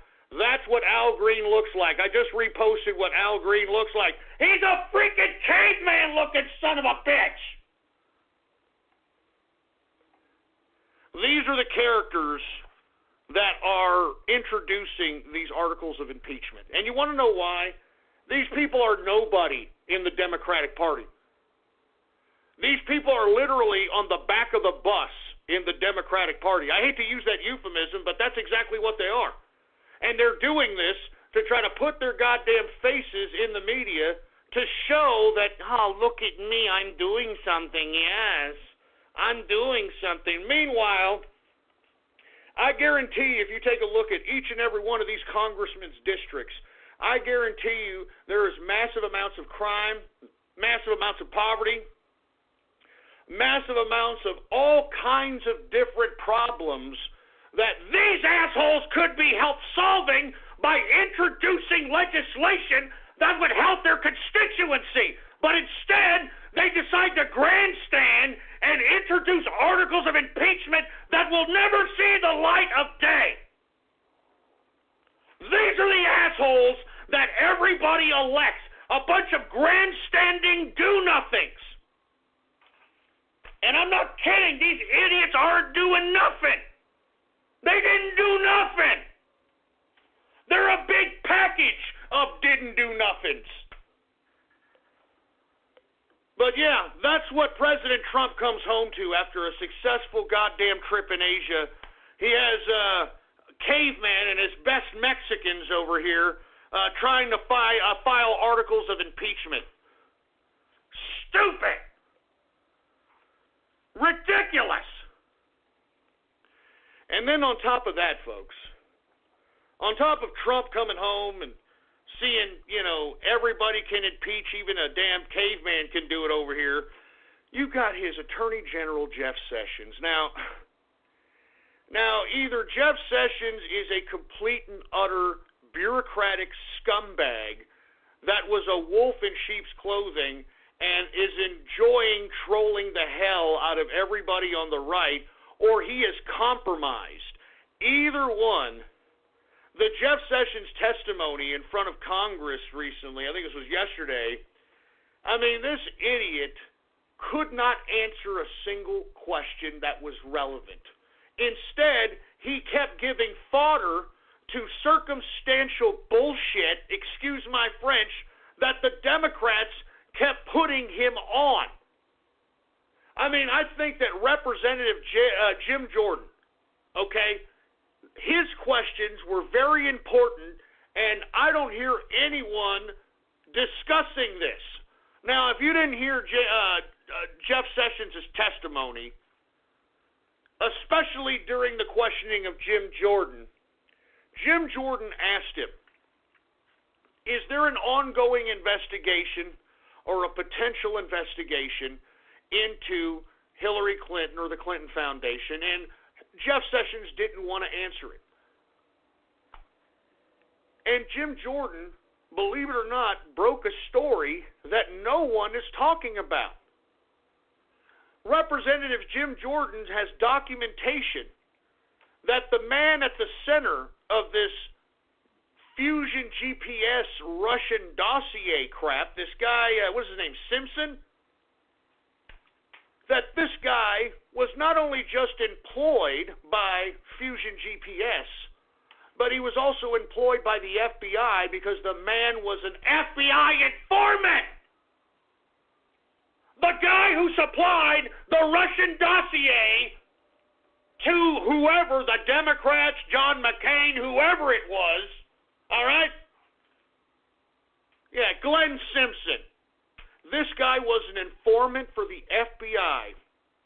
And what Jim Jordan was asking Jeff Sessions is that if Glenn Simpson is an informant for the FBI, did the FBI actually pay for the Russian dossier? And you know what? Jeff Sessions couldn't answer a single goddamn question about that. How come nobody's talking about that? How come nobody's talking about the potential of the FBI paying for this ridiculous Russian dossier that's at the center of all this controversy related to Hillary Clinton and her goons. And folks, if that's the case, if it's found that the FBI was being used as a political tool by the Democrats, I mean, these institutions are in some serious trouble. I mean, then that makes perfect sense on why Comey was just so nonchalant about not pressing charges or any kind of criminal action on Hillary Clinton related to her email scandal, in which she left classified information on a damn server that was hidden in a bathroom. Ho, ho, ho! You know, many find it hard to believe I own a sleigh that can fly. But you know what I find hard to believe? The unbelievable offers going on at the winter event. The Mercedes-Benz Winter Event is back with incredible offers on the sporty CLA, the thrilling C-Class, the versatile GLA, the safe and secure GLE, the innovative GLC, and of course, the unequaled E-Class. But hurry, because these sleighs are going fast. Visit MBUSA.com/winter event. Mercedes-Benz, the best or nothing. I mean, it makes perfect sense now, doesn't it? And Jeff Sessions, not only did he not want to answer these questions, but he alluded to the fact that a special counsel related to the Clinton Foundation or the Clinton Russian dossier or the Uranium One is it's not suitable. I mean, he basically just put a kibosh on the idea that there may be a potential special counsel to investigate the Clinton Foundation, Comey, the FBI, whoever. And why is Jeff Sessions doing this, man? Like I said, he's either a disgusting establishment bureaucratic asshole who is trolling and enjoying doing this, or he's compromised. Because, folks, there definitely needs to be a special counsel investigating Clinton, Uranium One, the Russian dossier. I could continue to go on and on. But this proves, folks, that this whole Trump-Russia narrative that they were trying to build on Trump is starting to come back around to haunt them, and it could implicate many people in Washington, D.C., not just the Democrats. And as far as I'm concerned, Robert Mueller, the special counsel overseeing the Russia-Trump investigation, is so tainted with not just conflict of interest, but complicit knowledge of the Uranium One situation because he was the FBI director at the time.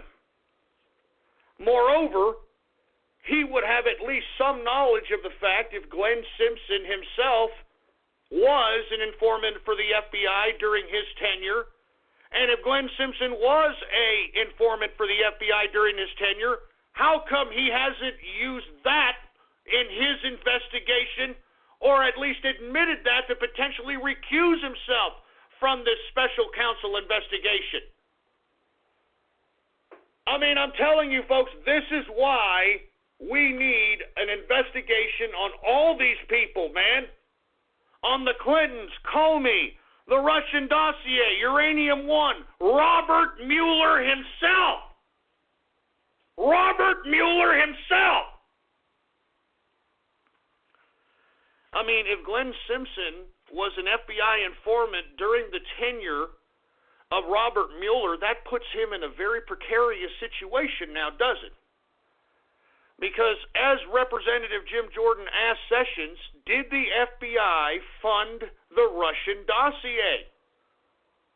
And I think that is a legitimate question. Because in essence, the FBI has paid Glenn Simpson for FBI informant knowledge.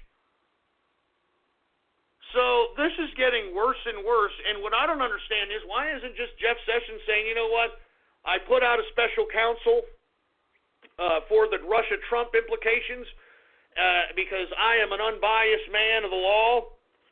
But now that I see that there is a Russia connection with the Clintons, with Comey, with all this. We need another special investigation to potentially look into what Mueller, who potentially has ties to this Russian situation, is overlooking, whether conveniently or on purpose. So, folks, I mean, I this is what the president came back home to, man, you know? And I don't blame the president for being upset at the Department of Justice. I don't blame him for being upset at Jeff Sessions. If I was him, I'd fire Jeff Sessions. Jeff Sessions has done absolutely nothing to protect this country from the criminals that have been fleecing and destroying this country for the past 30 or 40 years, and he's been in that Senate, and he knows who they are. So, you know, you either put a special investigative counsel on Hillary Clinton, Jeff Sessions, or you step down. You step down as Attorney General. I mean, how much more information, how much more evidence do you need that warrants an investigation? The FBI was paying the guy from Fusion GPS as an informant. The FBI was paying Glenn Simpson, the guy that supplied the Russian dossier, as an informant. The FBI was paying him. Wake up! Does not anyone see something wrong with that?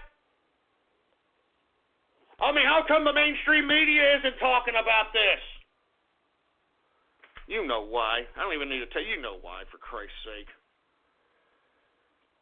Anyway, I don't even want to talk about that, but hey, this is the Attorney General, huh? I remember very vividly, Jeff Sessions was one of the first picks of the cabinet of Trump administration, and everybody had bright outlooks for old Jeff Sessions. They thought he was one of the few honest men in the Senate, and he was going to crack the law, and this guy is sitting on his thumb is what he's doing. He's an utter disgrace. You should be ashamed of yourself, Jeff Sessions. All right, you should be ashamed of yourself, whether you're an establishment hack or they compromised you through some capacity. You should be ashamed of yourself. And then on top of all this, the president comes home and then finds these stupid Republicans still counting the dingleberries in their shit funnel as it relates to this tax cut debate, man. I mean, this is a Republican-dominated government, and they can't come up with a damn tax cut that these morons can all agree on? I mean, folks, these people in Washington are trying everything they possibly can to halt the Make America Great Again policy that Donald Trump is trying to implement. I mean, do you understand how bad we need these tax cuts? On top of the renegotiated trade deals that Trump negotiated or renegotiated in Asia, which is going to give us a shot in the arm in the economy, we need the tax cuts. Now, some positivity is that the Senate has added a repeal of the Obamacare mandate as a plan that is encompassed within the tax plan. So, if this tax plan is passed, it will be a repeal of Obamacare, which is what I have been saying all along, folks.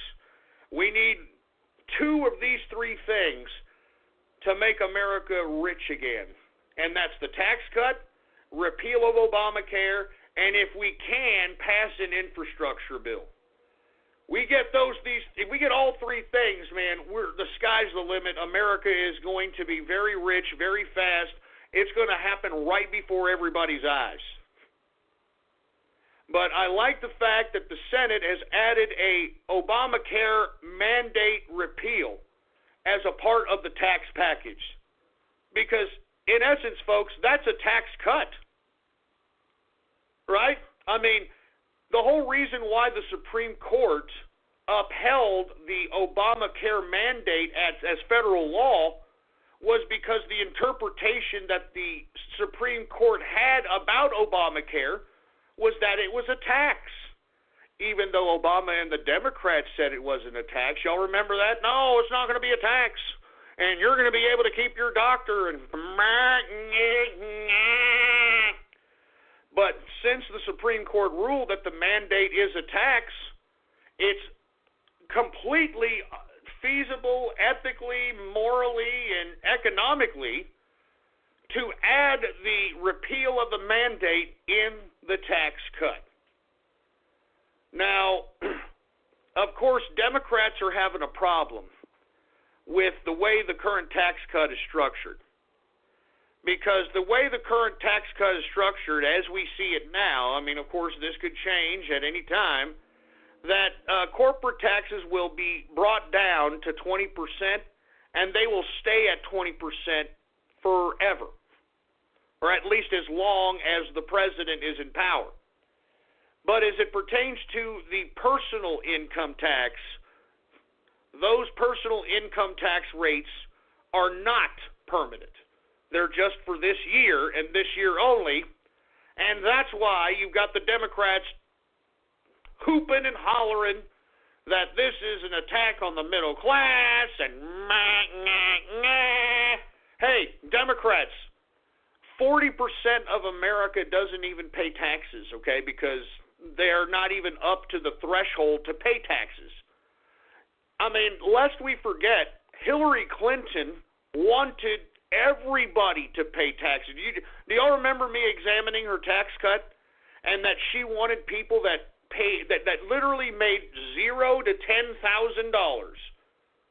I'm not joking. Look, Google up Clinton tax plan 2016, and you'll see what I'm talking about.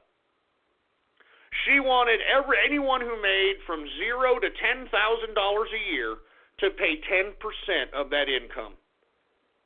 I mean, that's a tax increase to people that don't need tax increases.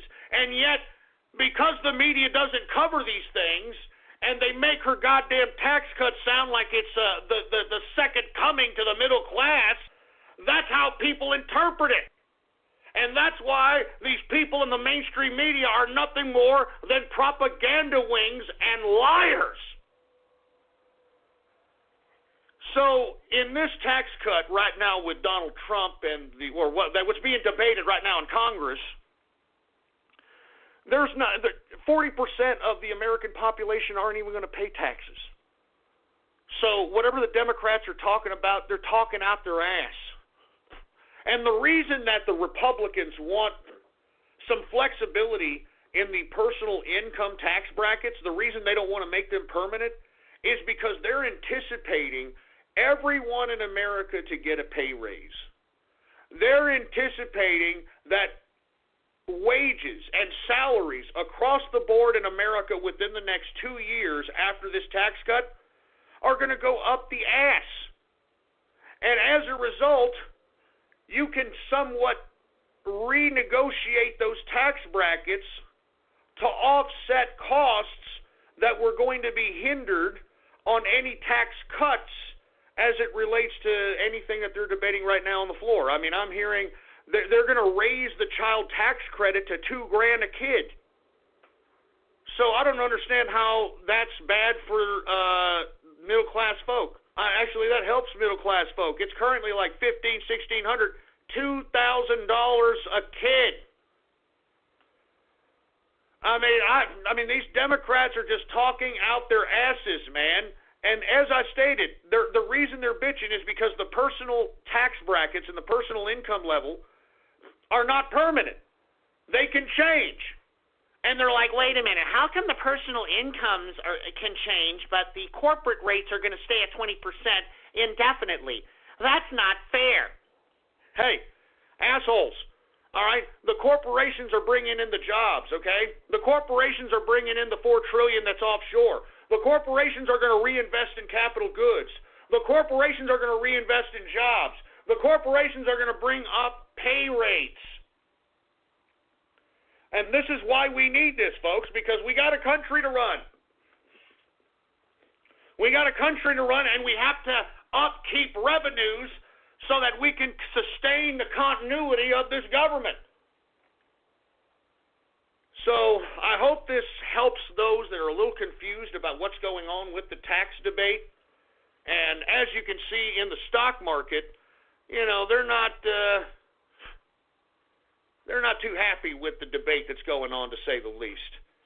And we should have gotten a tax cut a long time ago. But, of course, these establishment Republican assholes, man. And that's why, and let's go ahead, this is a good segue. Let's go ahead and talk about Roy Moore. I've been talking about Roy Moore because at this point, folks, it's not about Roy Moore. It's not about Roy Moore. It's not about him getting the Senate seat. You know what this is about now? This is about the principle of the American people's vote. Because right now, what the GOP establishment is doing is trying to shove it down our throats that they are the ones that choose the leaders or who's going to join the Senate or the House fraternity, and our vote means nothing. Now, I'm going to be completely honest with you. I don't know if Roy Moore is guilty or not. The man is obstinate, and he is adamant that he is not guilty of any of these alleged sexual abuses, and all of a sudden they're coming out of the woodwork. And not to mention, even if by some chance, through investigations and through whatever it takes, that he is found to be guilty of any of these alleged crimes that he is allegedly being accused of, then we kick him out of the Senate and we go back to the drawing board and we vote again. That's how it works. All right? These asshole establishment Republican jerkasses, they don't get to choose who leads us. They don't get to nullify our vote. And that's what this Roy Moore situation represents. It's not about Roy Moore anymore. It's about the fact that this Washington, D.C. swamp thinks we're their slaves.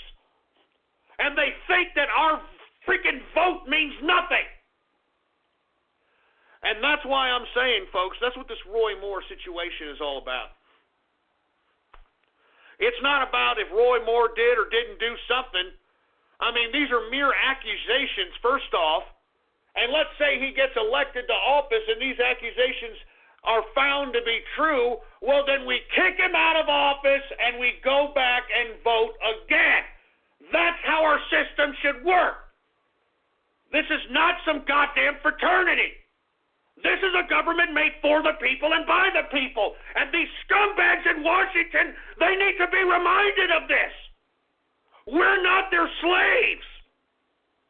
These people in Washington work for us, especially if you're a capitalist, especially if you're a taxpayer. If you're a taxpayer, you own those little people in Washington.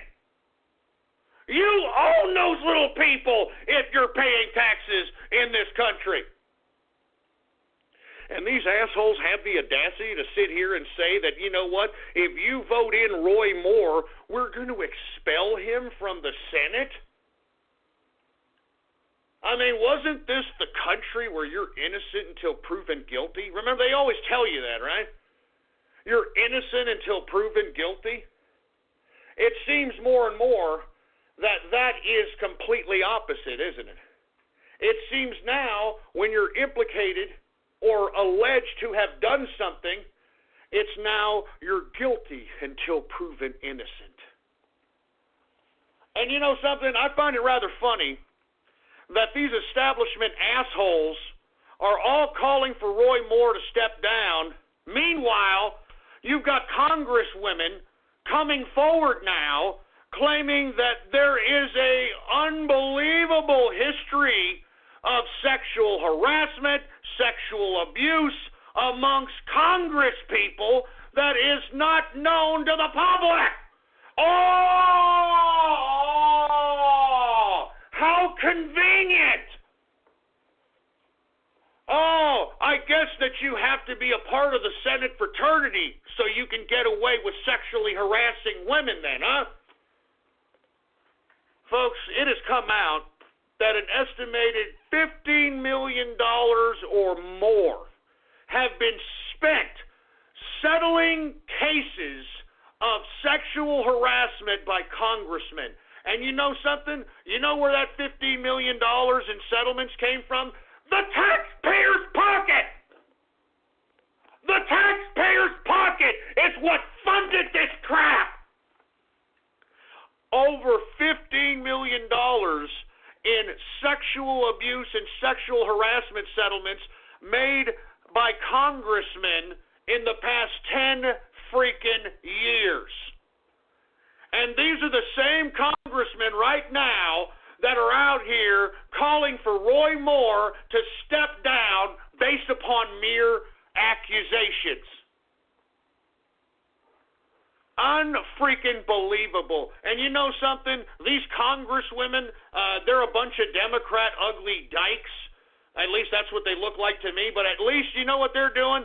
They're trying to initiate a bill that is going to force the public knowledge of who these congressmen were and how much money it was to settle their sexual abuse and sexual harassment cases.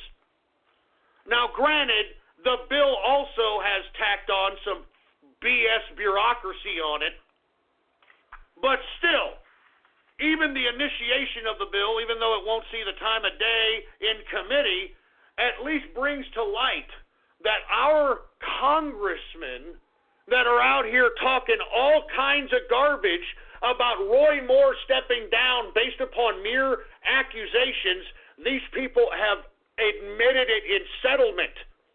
When you settle a case, you admit to a certain faction of the guilt being implicated in that litigation.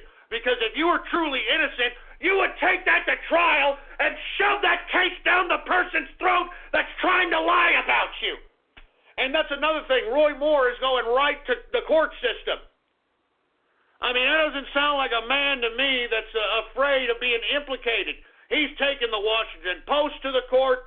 He's going to take a couple of other publications that release these damn things to court. So how convenient, okay? How convenient. The same assholes in the Senate, the same assholes in the Congress that are calling for Roy Moore to step down based on accusations, these people have conducted themselves in the same capacity in the past, and they think they're above the law. I mean, no wonder these assholes in Washington think they're a political class of their own, for Christ's sake. I mean, are you kidding me?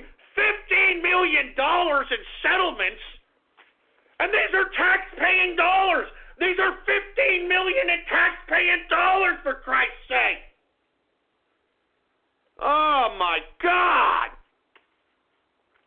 The hypocrisy of these power-hungry bureaucrats, man.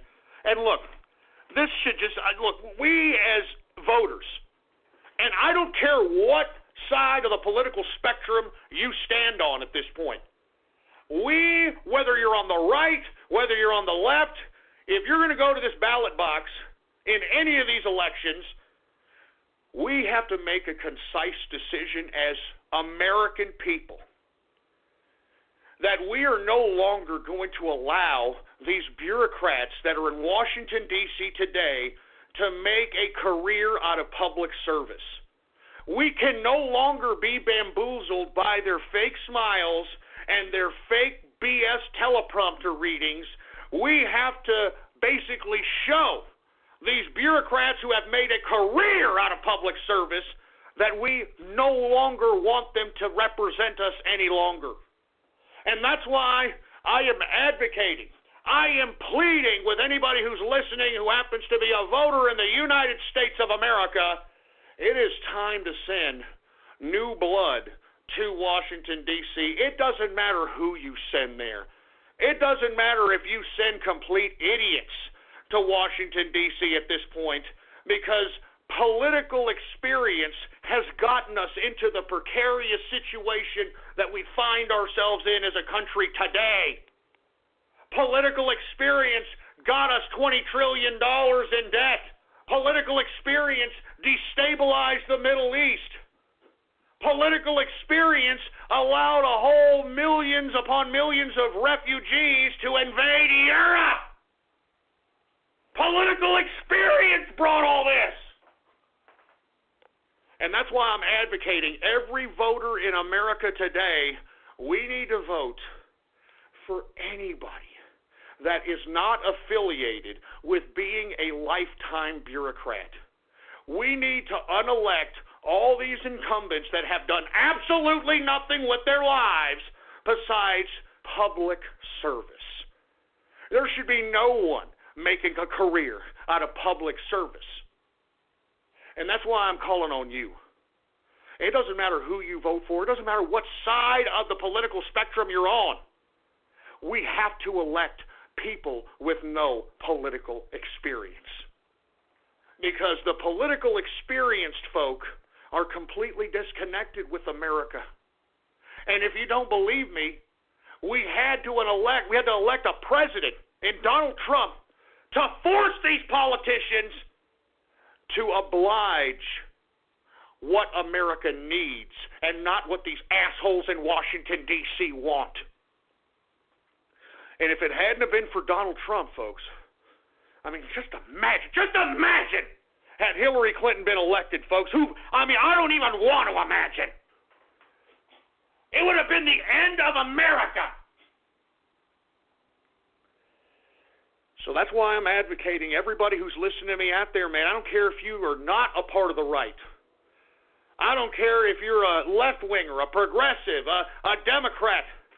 You can agree with me on this, that every one of these politicians that we've sent, it doesn't matter if you're talking about your fellow Democrats or Republicans, every one of these scumbags that we've sent to office has done absolutely nothing for this country. They've sold us out. That's why we have these imbalanced trade deals. That's why we have $550 billion annual deficit with China. That's why we funded the goddamn climate change accord. That's why we funded NATO. That's why we funded the United Nations. These idiot, experienced politicians used us. They used us so that internationalists and corporatists can fleece the American tax system. That's what the experienced politicians did.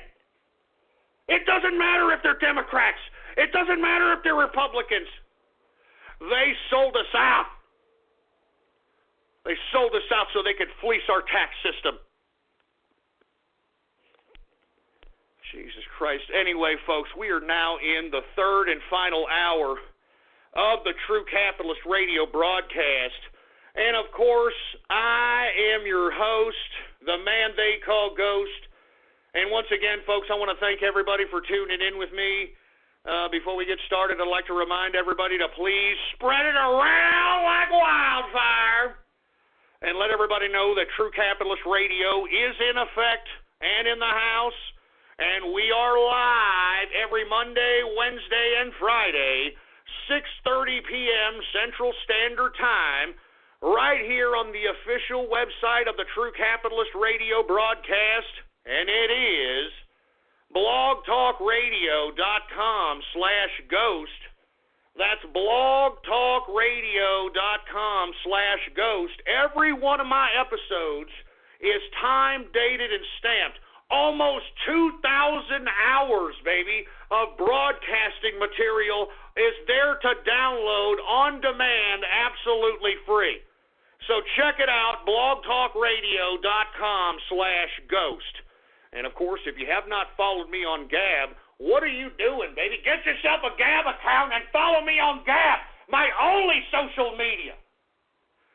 You can follow me on Gab under the name Politics Ghost. All one word, no underscores, Politics Ghost. And, of course, I am verified, folks, so there's no miscommunication, misunderstanding. I know when I was on Twitter, all these stupid morons and their brother tried to act like me because they're such unoriginal Asperger autist tards that they can't concoct their own goddamn personality. So that ain't going to happen on Gab. So follow me on Gab. Politics Ghost is the name.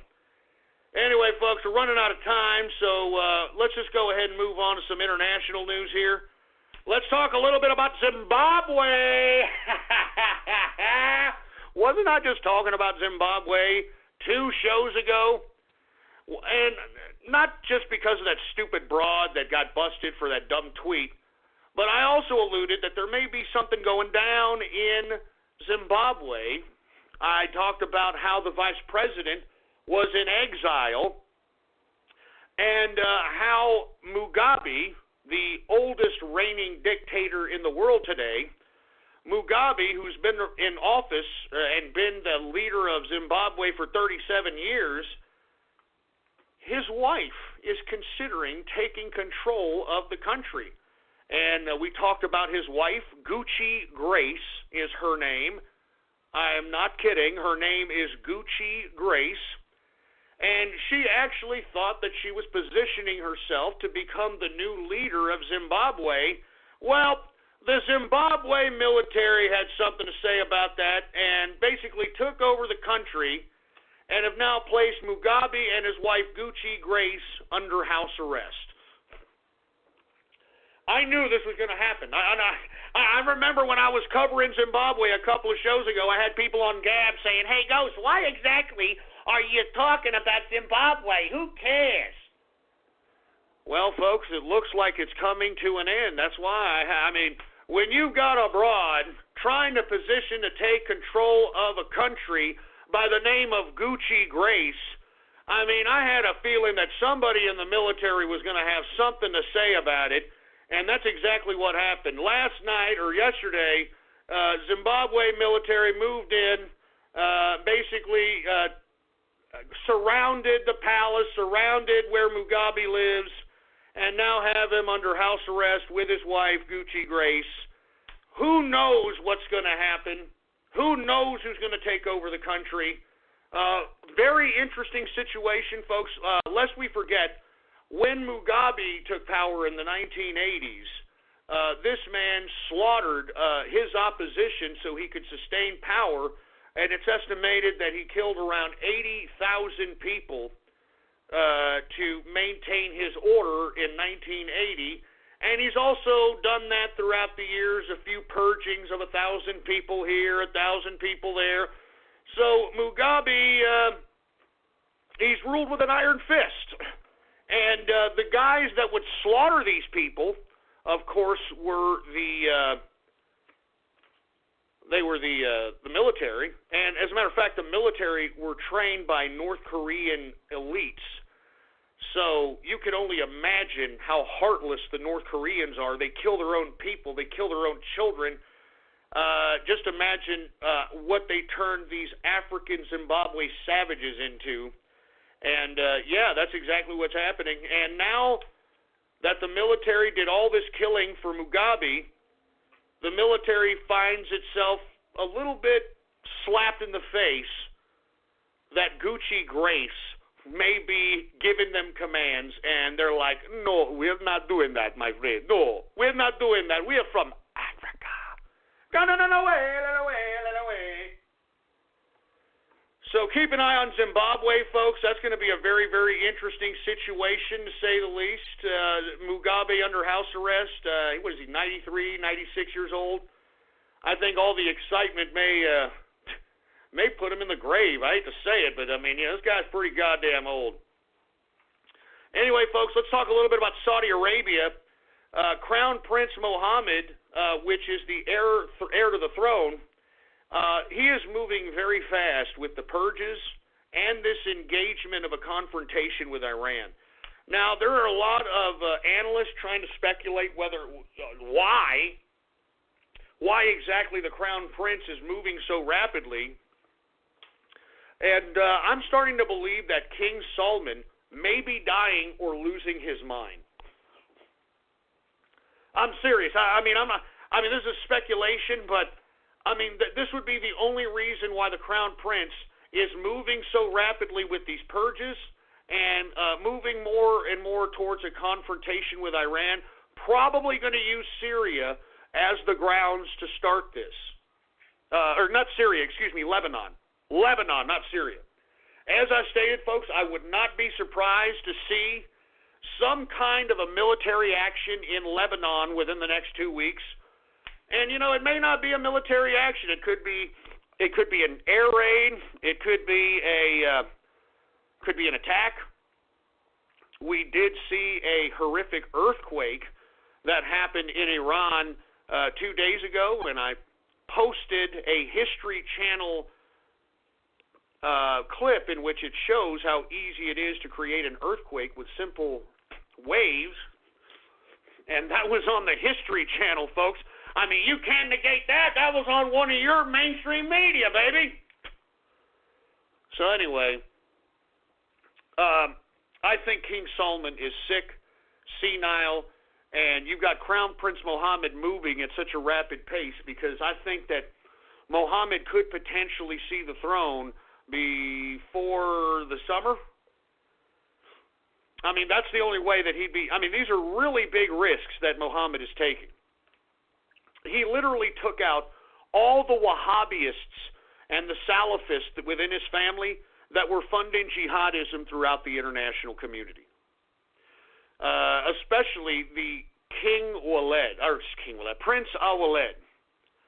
Prince Al-Walid, or Al-Walid, or whatever the hell his name is, Prince Al-Walid, this guy was the premier funder of terrorism throughout the world. I mean, he funded madrasas, he helped fund the Taliban. I mean, how the hell do you think the Taliban got all the weaponry and those Toyota trucks that they used out there to get through that terrain? You know what I'm saying? So with that being said, what's going to happen with the over $800 billion of confiscated wealth in the purges by Prince Mohammed? Well, I'm gonna speculate on what he's going to do. I don't think Prince Mohammed is going to be like Vladimir Putin and basically take all the wealth and put it in his pocket. Okay, I don't think he's going to do that at all. I think what he's going to do, since the Crown Prince of the UAE is a mentor of Crown Prince Mohammed of Saud, I think that he is going to use the $800 billion to modernize Saudi Arabia into something that looks eerily similar to Dubai, Abu Dhabi, and the United Arab Emirates. Because you see, what the Emirates did, and which I thought was very, very genius, is they used their oil money, and instead of being such an extravagant, pompous ass like most of the Saudis were, that's why there's a big discrepancy of the Saudi royal family being filthy rich and everyone else in Saudi Arabia pretty much being dirt poor. That's the complete opposite in the UAE.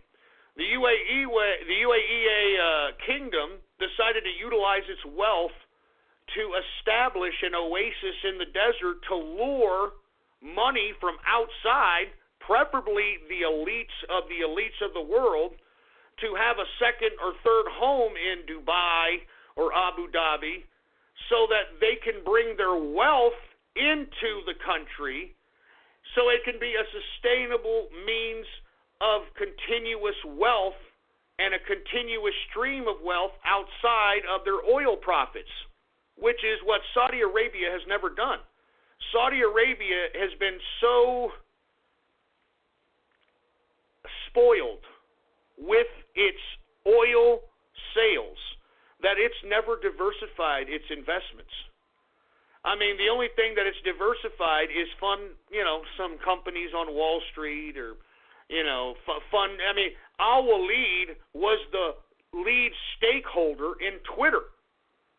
And you wonder why you had ISIS on there and leftists on there, and they were trying to quiet down anybody that was talking against jihadist Islam. Well, Al-Walid, the prince that's now in jail, was the lead stakeholder. He held the most stock in Twitter. So Saudi Arabia right now has got $800 billion in assets that have been frozen and that belong to the Wahhabist, Salafist, jihadist faction of the family. And I think Crown Prince Mohammed is going to utilize that to modernize Saudi Arabia. I think he's going to use that to turn Saudi Arabia into a bigger UAE and possibly spread the wealth to the Saudis. Because right now, the Saudi people look at this purging as something that was a long time coming. The Saudi people actually praise Prince Mohammed for this particular purging because they quietly felt inside that they knew that these Wahhabist, jihadist, Salafist faction of the family were just using and abusing the country for its own spoils, for its own benefit. Ho, ho, ho! You know, many find it hard to believe I own a sleigh that can fly. But you know what I find hard to believe? The unbelievable offers going on at the winter event. The Mercedes-Benz Winter Event is back with incredible offers on the sporty CLA, the thrilling C-Class, the versatile GLA, the safe and secure GLE, the innovative GLC, and of course, the unequaled E-Class. But hurry, because these sleighs are going fast. Visit MBUSA.com/winter event. Mercedes-Benz, the best or nothing. I mean, lest we forget, Prince Mohammed is trying to make the kingdom less fundamental. I mean, he recently gave the woman the right to drive in Saudi Arabia. I know that's oh, wow, thanks, Ghost, but hey, that's a big deal. Remember, prior to King Solomon coming into power, the people that were in charge under King Abdullah were all a bunch of jihadists. I mean, they're a bunch of fundamentalists. I mean, they don't want these, they literally want what the Taliban had. They want women in beekeeper suits. They want all that fundamentalist, Salafist, Wahhabist garbage. And that's why Saudi Arabia was always known as being this weird, extremist type of Muslim country in the Middle East. I mean, lest we forget, Saudi Arabia broadcasts beheadings every weekend, folks. Okay? This is a fact. They broadcast beheadings of people that are, I guess, convicted of being against the kingdom. And if you steal something in Saudi Arabia, they chop your freaking hand off. And they broadcast it.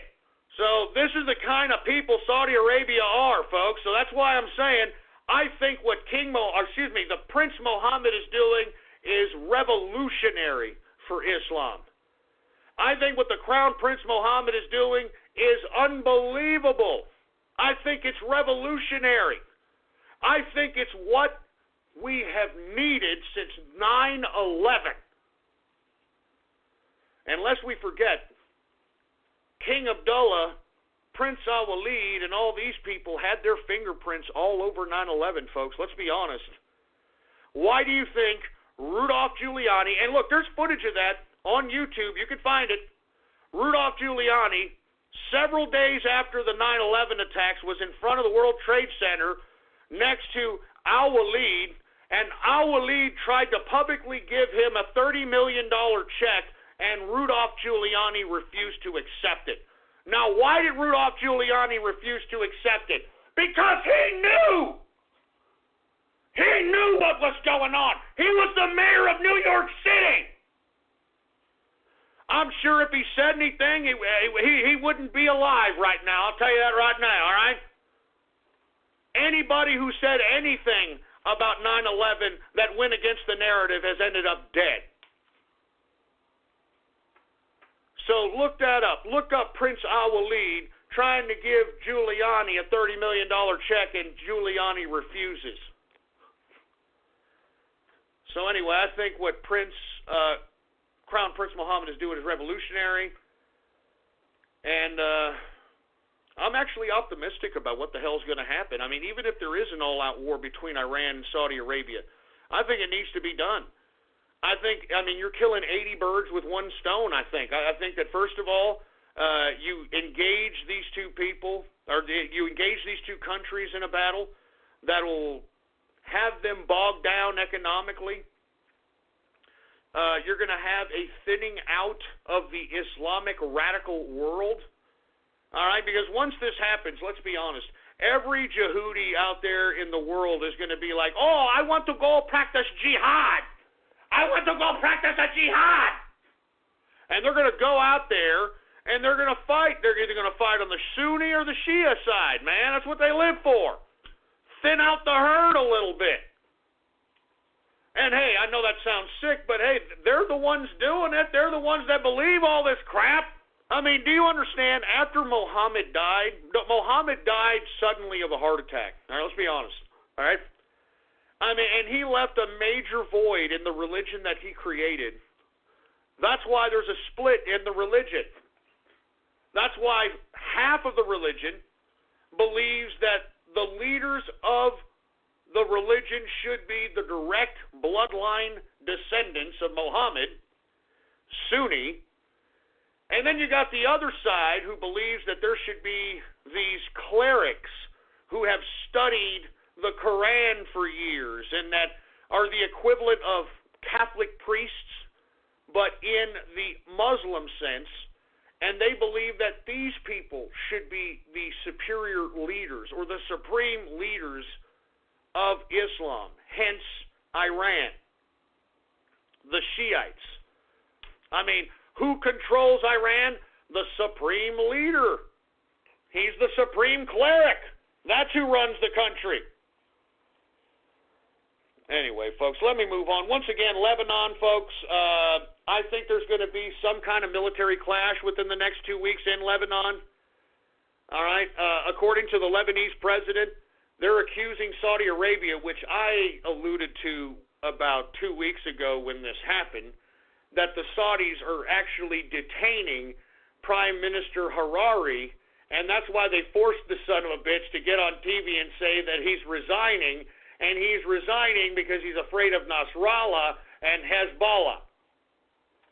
And, you know, I want to be completely honest with you. I don't blame the Saudis for doing this because it was Hariri, all right, who legitimized Hezbollah from a militia, a radical jihadist militia faction to an actual representative in the parliament. So anyway, Lebanon, military action, some kind of attack, something within the next 2 weeks, folks. Mark my words. All right? And be expecting a retaliation from Iran, probably in a response either directed right at Raqqa with a missile attack or Yemen. Anyway, last but not least, folks, let's go ahead and talk a little bit about Australia. I come from a land down under. For you folks that are unaware, Australia legalizes gay marriage. You know, let me tell you, I want to be honest with you. I didn't really know what the hell gay marriage was going to do to America, you know. But the gays and the LGBTQ, they all said that, don't worry, we just want to have a monogamous relationship with each other. I just want to be able to love my man and be able to leave him everything that I own as a couple and all this crap, right? And they promised us, right, the LGBTQ, they promised us, no, there's not going to be a slippery slope. I mean, you can't define love. I love this person, and I want to be with him monogamously, and we can't do that unless we get gay marriage. Well, folks, ever since the United States has legalized gay marriage, the slippery slope has begun, hasn't it? I mean, how fast we've gone from gay marriage to putting transvestite in girls' bathrooms, to bull dykes wanting to piss with men in high school bathrooms, to we've got young children in drag as young as 7 years old hanging out at gay pride parades with full naked women and men, scantily clad, oral copulation happening. I mean, this is where we're going. All right? I mean, now, didn't I say this?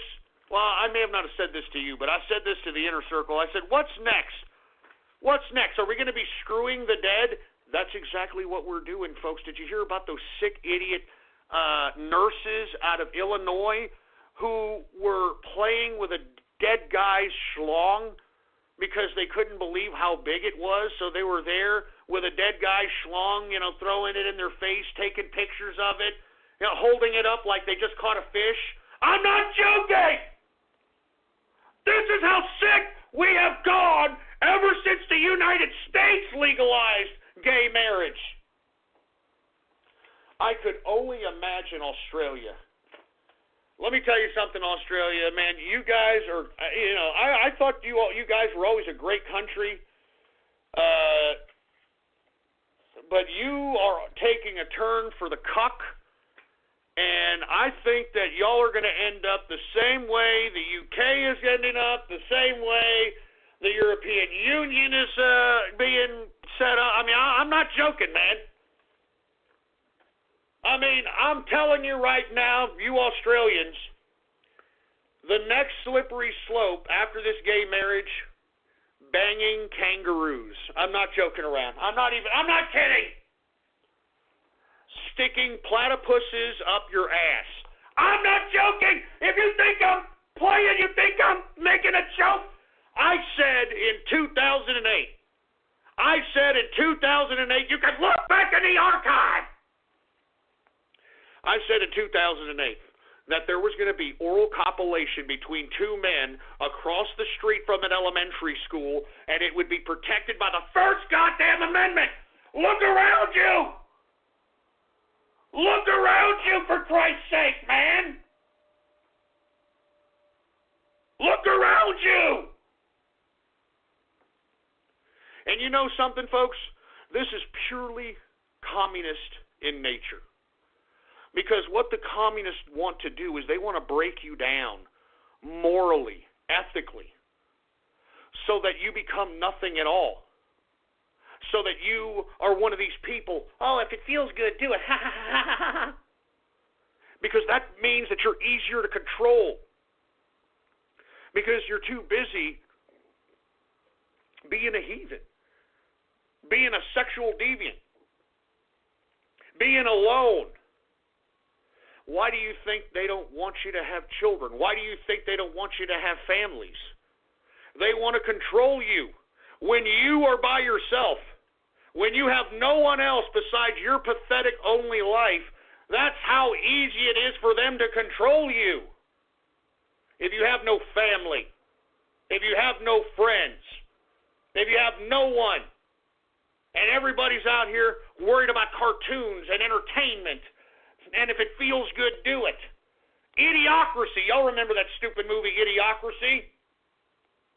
That's what these communists want. They want to reduce you to this because then they can centrally plan and control you.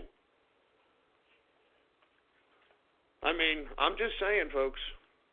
I know you all want to think that socialism and communism means that everybody gets the same. Yeah, it means everybody gets the same misery and despair and poverty.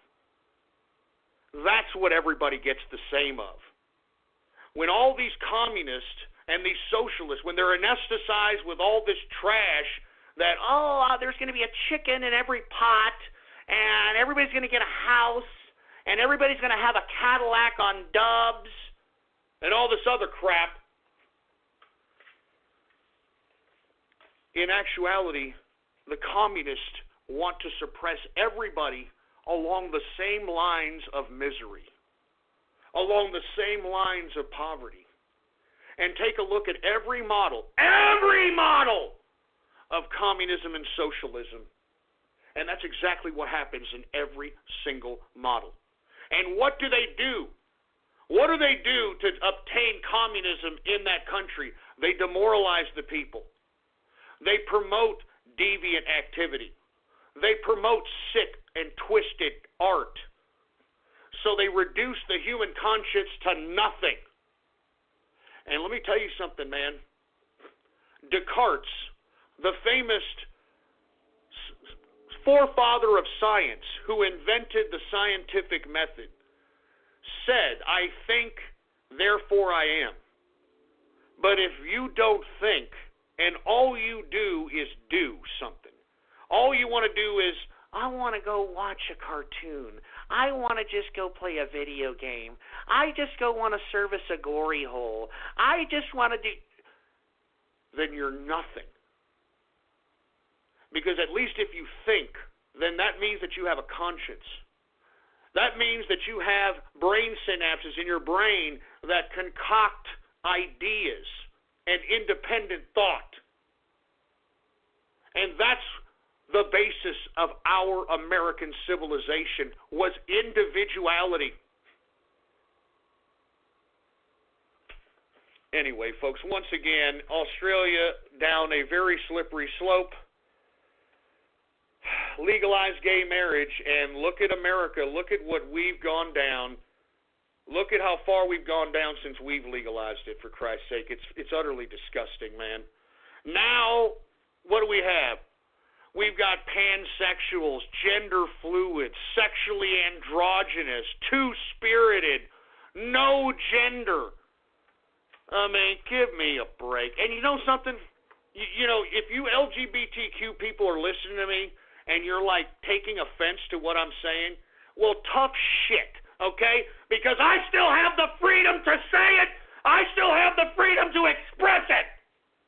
Because let me tell you something, LGBTQ, you should be fortunate that you can conduct yourselves the way you do in this country. Because half your little fruity ass be in China. Did you hear what they did to gay people in China? Let me tell you what they do to gay people in China. They have something called electroshock therapy. Yeah. They hook up your anus and your private parts to an electroshock type of apparatus to, quote, convert you from being gay. I'm not joking. China has an electroshock gay therapy. I mean, you know, well, wasn't it Kenya or one of these African countries that actually stick a prod up your anus to see if your anus has ever been penetrated by a piece of man meat? And if they stick this prod up your anus and your anus circumference is a little bit more dilated than this machine, I guess measures, then you could go to jail for sodomy in these African countries.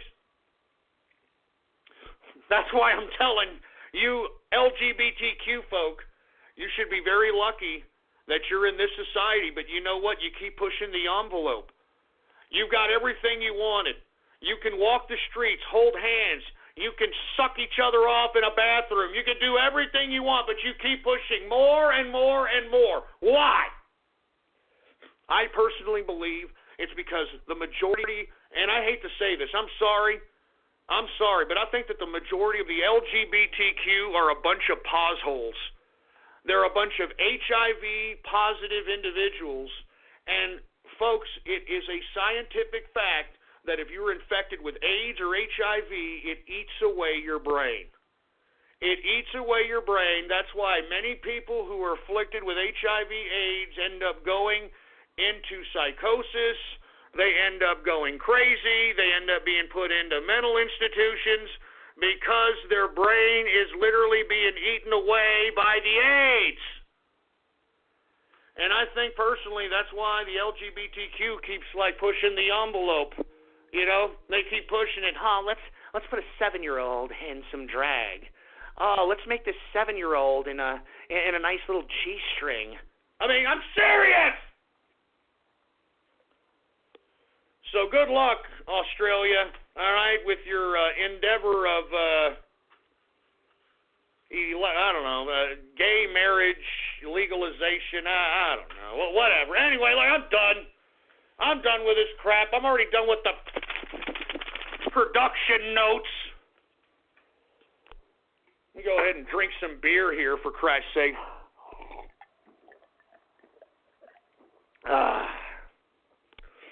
Because I'm telling you, I'm not looking forward to Radio Graffiti. I mean, you bastards pissed me off during Gab shoutouts. I'm not looking forward to this goddamn Radio Graffiti. I'll tell you that right goddamn now. So, you know what? You people are going to have to listen to me take a couple of freaking swigs of my beer first. No, I'm not joking. Because I got to get myself ready. I got to get prepared for the type of freaking digital abuse that you goddamn people give me every goddamn time I do this broadcast. Jesus Christ, man. Anyway, before we get started on Radio Graffiti, I do want to remind everybody that we do have Radio Graffiti swag too, folks. So if you like Radio Graffiti, all right, if it's made you good memories, why don't you represent with some Radio Graffiti swag? All right, check out my Gab. Look at my Gab right now. Check out my Gab. There's some Radio Graffiti swag right there, baby. All right, check it out right now. Look at my Gab. Radio Graffiti swag, baby. You can't beat it. You can't beat it. Anyway, let me get some. Before I get to Radio Graffiti, let's get some more beer. Get some more beer from this ice chest, for Christ's sake. Oh yeah. And I need it. All right, just like I said, I freaking need it. I freaking need it, for Christ's sake. Anyway, hey, engineer, do we got any Radio Graffiti calls by any chance? All right. Well, for all those folks that don't know, Radio Graffiti is that time of the broadcast where the spectators become a part of the spectacle. All you got to do is give me a call right now. Give me a call at 516-453-9903. Or there is another number that's on the show page that is completely different from the number they're giving me. So whichever number you want to go ahead and dial it. And when I call on your area code, you've got exactly 3 to 4 seconds to say whatever it is on your mind. That's why we call this Radio Graffiti, all right? You got that? And look, I'm not in the mood to take a lot of this garbage that you people keep freaking poking at me, man. You keep messing with me.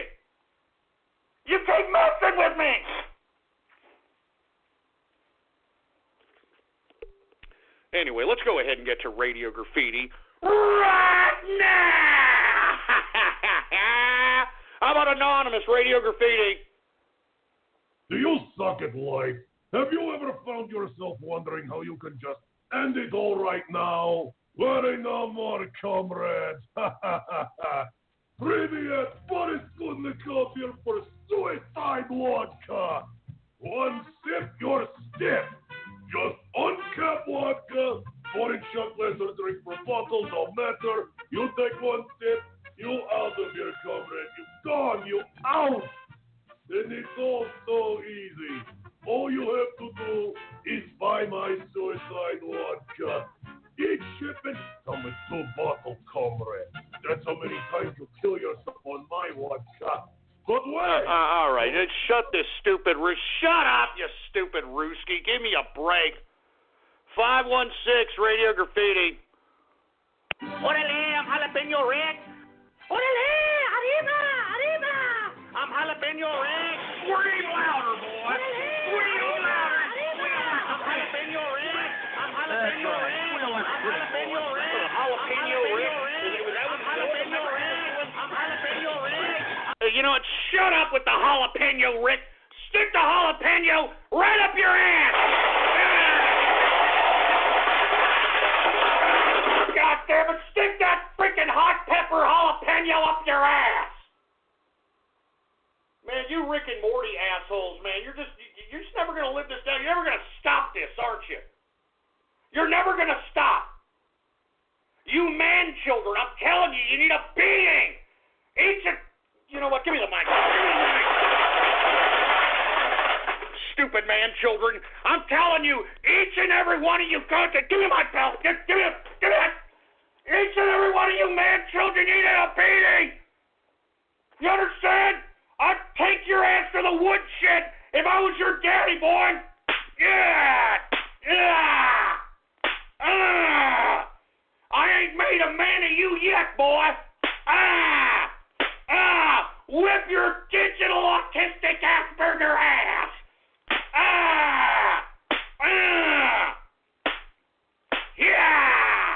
Yeah, you little prick. Take it one more time.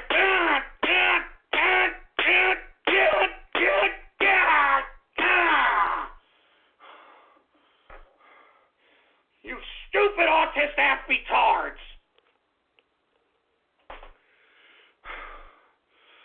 Jesus Christ, man.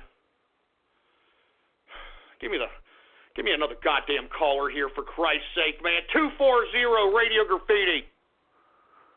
Hey, Ghost, come here and check this out. What's going on? Well, according to this, ancient doctors used to use different types of venom in an attempt to cure baldness. Kind of interesting, huh?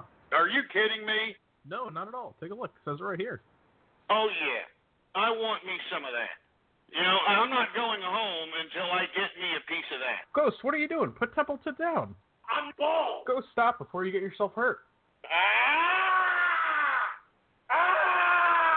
Crap. Next time you feel like sticking a snake in your face, Ghost, why don't you stick with your usual Alabama black snake? Hey, shut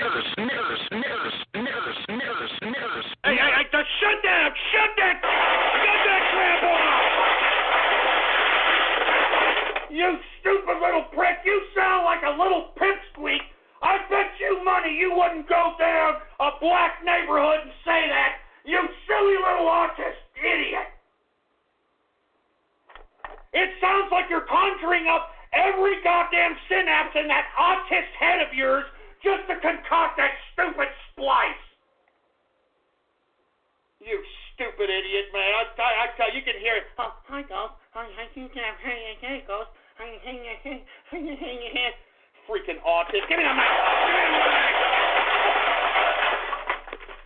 Freaking autist. You go join the military and do something worth the crap, you stupid wannabe. Oh, I'm retarded. Moron. Anonymous Radio Graffiti. In parentheses, let me stress the fact clearly. No matter what the deal, I crave for Chinese dearly. The so-called Chinese that you find in spaghetti are sweeter than Chinese, do damage like Chinese. Without a doubt, I got the flow coming at July. Bring Chinese alive every single day I jive. With the thought comes my direct action. Ask my Chinese, they'll say it's an addiction. Chinese, I know you all Chinese. Love it, suck it, I know we all like it. Chinese in the market. What the, get that crap off. What the hell is that? Jeez, I bet you whack off the tribal nudity, too, there, you freak show. How about 971 Radio Graffiti? Hey, Ghost, you know that earthquake that you said earlier yesterday? Is that like your wife's industrial-sized vibrator or something causing that earthquake? Is that my wife's industrial size? Can you say it again without sputtering like a stuttering, mumbling little jerk? Oh, yeah, sure. Is that your wife's industrial-sized vibrator causing that earthquake? Hold on. Did you say vibrator? Did you just say vibrator? I heard you. You just said vibrator. Is your tongue a little bit too heavy for you? Is that it? Hey, spaghetti. How's that? Spaghetti.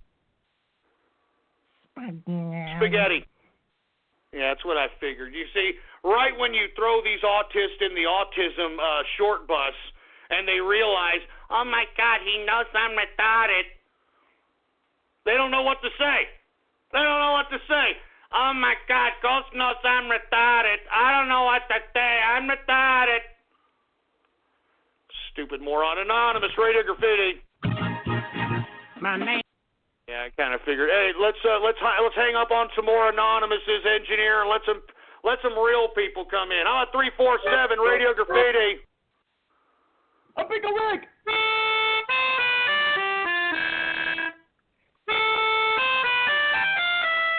Hey, turn that gazoo off, man. Jesus Christ, you're ear cringing everybody out here, for heaven's sake. 352 Radio Graffiti. Seriously, Samsung. Radio Graffiti. Yes, I freaking love Jack Hammers the Middle East.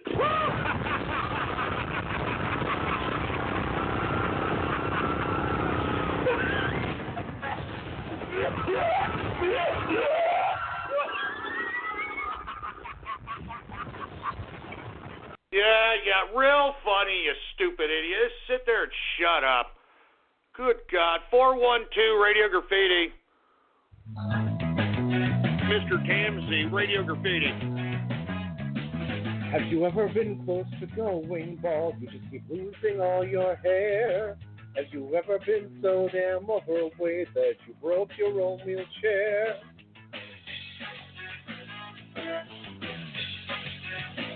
I've never had to sell my car, but I know what Ghost 2 has. He sold it for some Szechuan sauce. He sold it for some Szechuan. Never had to sell my car, but I know what Ghost 2 has. His wife divorced him over that. That's the impression that I get. All right, we get it. You adult theater licking, whacking off the tribal nudity looking, taint tuna taco smelling, anal object aficionado piece of crap. We get it. Jesus Christ. Who else do we have? How about 901 Radio Graffiti? Yo, Chrome Down. What's up? Who's this? It's your boy, Novelty Best. Here at you now. Fucking hell. I can't fucking. Oh, hey, yay, spaghetti, yay. Are you trying to call me a retard? Yay, spaghetti. My favorite color's clear, yay. My favorite number's 0, yay. I have just called you a freaking Chrome Dome. Don't you get it? Yay! 2 plus 2 equals potato! Yay! It's for the car. They actually. All right, shut up, you stupid autist. Who else do we got? You got 813 Radio Graffiti. I'm advocating every voter in America today. We need to vote for anybody that is not affiliated with Donald Trump. We need to elect all these incumbents that have done. Hey, assholes! I didn't say that. I never said that. That's a splice, and everybody out there knows it. I never said that. I never said that, you son of a bitch. I'm telling you, splicing bastards, man, don't besmirch the president. Do you understand that? Don't you dare besmirch my president, you sack of crap.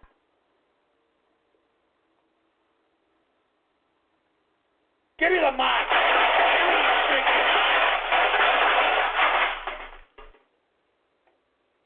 Jesus Christ, man. Don't you dare besmirch my president there, boy. 305 Radio Graffiti. Great, another Helen Keller deaf mute. That's what we need. All right, how about Anonymous Radio Graffiti? Well, unfortunately, we can't hear you because your computer sucks. 973 Radio Graffiti. People, I go to the bar. I wear my coat. I call a doctor. Look, man, come down here. You got down there. So what you want? A one scotch, a one beer. Well, I ain't seen my baby since I don't know when. I'm drinking bourbon whiskey, scotch and gin. Gonna get high, man, I'm gonna get loose.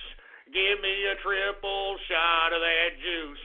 Gonna get drunk, gonna risk it real clear. I want one bourbon, one scotch, and one beer. Yeah, that's a good song. 716 Radio Graffiti. Hey, Ghost, you know Alex Jones also wears a wig, right?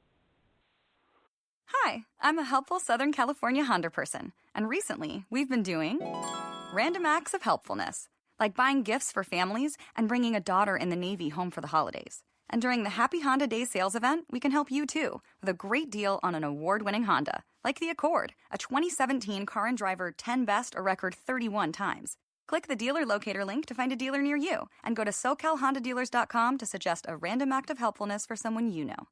Car and Driver, January 2017. Ho, ho, ho! You know, many find it hard to believe I own a sleigh that can fly. But you know what I find hard to believe? The unbelievable offers going on at the winter event. The Mercedes-Benz Winter Event is back with incredible offers on the sporty CLA, the thrilling C-Class, the versatile GLA, the safe and secure GLE, the innovative GLC, and of course, the unequaled E-Class. But hurry, because these sleighs are going fast. Visit MBUSA.com/winter event. Mercedes-Benz, the best or nothing. Yeah, well, you know what? I'm not bald, asshole, all right? I'm not bald, so I have to worry about that kind of crap, all right? As a matter of fact, I probably got more hair on my well, you know what? Never mind. I'm not even gonna entertain that sick trash. I'm not going down to the depravity of you people. 808 Radio Graffiti. Yo, is that me, man? Yeah.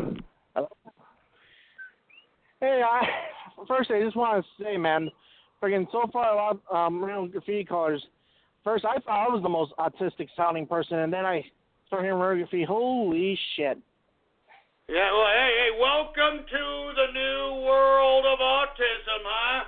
Oh, everybody's in my autist world. Welcome to my autist world. I mean, it's sad. I know it's sad. 540 Radio Graffiti. Go, my old friend. How you doing, man? Who the hell is this? Hey, who the hell is this? J-Man Capitalist.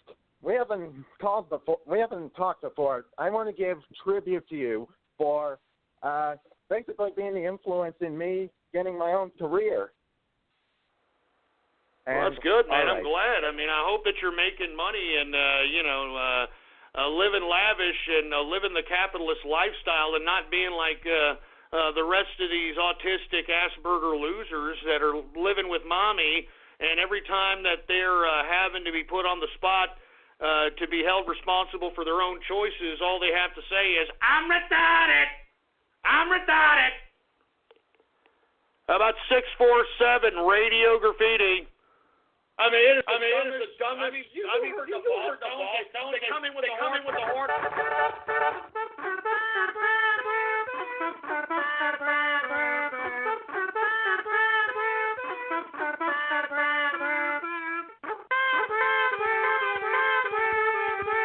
What the hell? Shut that crap off. Good God. 614 Radio Graffiti. G'day, Ghost. How are you, mate? Hey, what's going on, man? Man, just want to let you know, in commemoration of this gay vote, I've gone down to Hyde Park in Sydney there. I've got myself some smegma here off one of the celebrants here, and I've got a bit of hand sanitizer, so... Oh, man, no. Did you just say smegma, you sick freak? Man, you guys are sick, man. 352 Radio Graffiti. We've got lightning notes. Radio Graffiti. Huh? I'm not bald, stupid moron. This jockey is really, really bald. Shut up. Enough.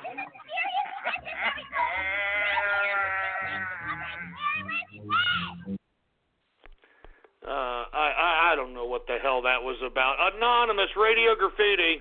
Ghost has said that he will be coming back on the 4th of July. Then he said he will be coming back on September 11th. So, Ghost. Yeah, well, you know what? I can come back whenever the hell I want to, you ungrateful autist, all right? And if you don't like it, then go eat some spaghetti, all right?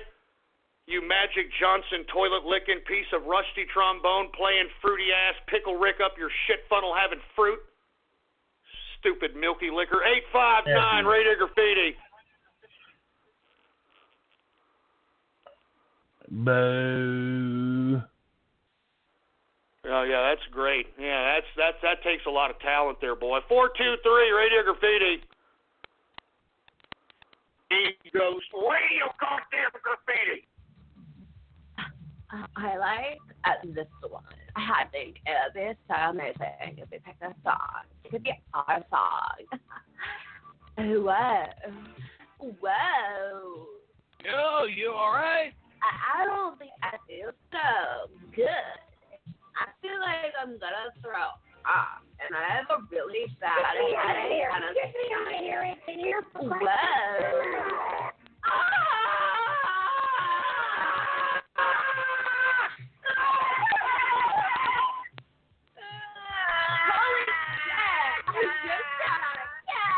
I am your host, the man they call Ghostler.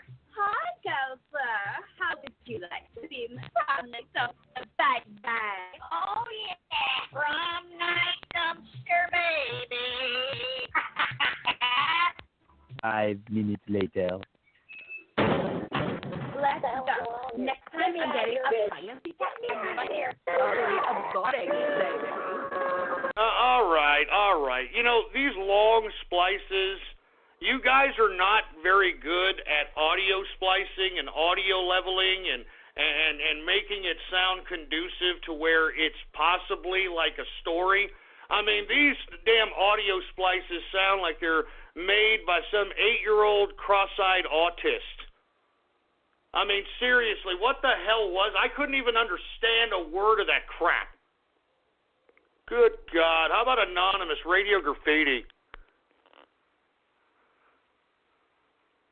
Yeah, a freaking another Helen Keller deaf mute, for Christ's sake. Anonymous Radio Graffiti. Samuel L. Jackson on Trump. I've been on that dude. You bet your ass I did. Nasty. Yeah, I want me some of that. I'm serious. I'd like to see Donald Trump penis. What were you saying? Yo, what the hell is that? Oh, I'm sorry. Did I break your concentration? Oh, Jesus Christ, man. Samuel L. Oh, Jesus Christ. Go away. Oh, well, allow me to fuck you like a bitch. I'm Donald Trump, and I approve this bigger.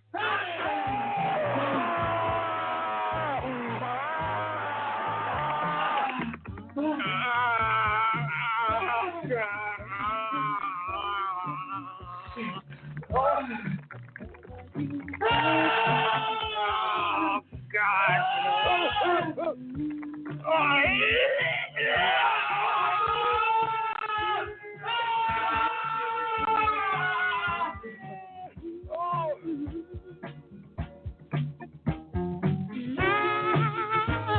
Want to spend my life with you.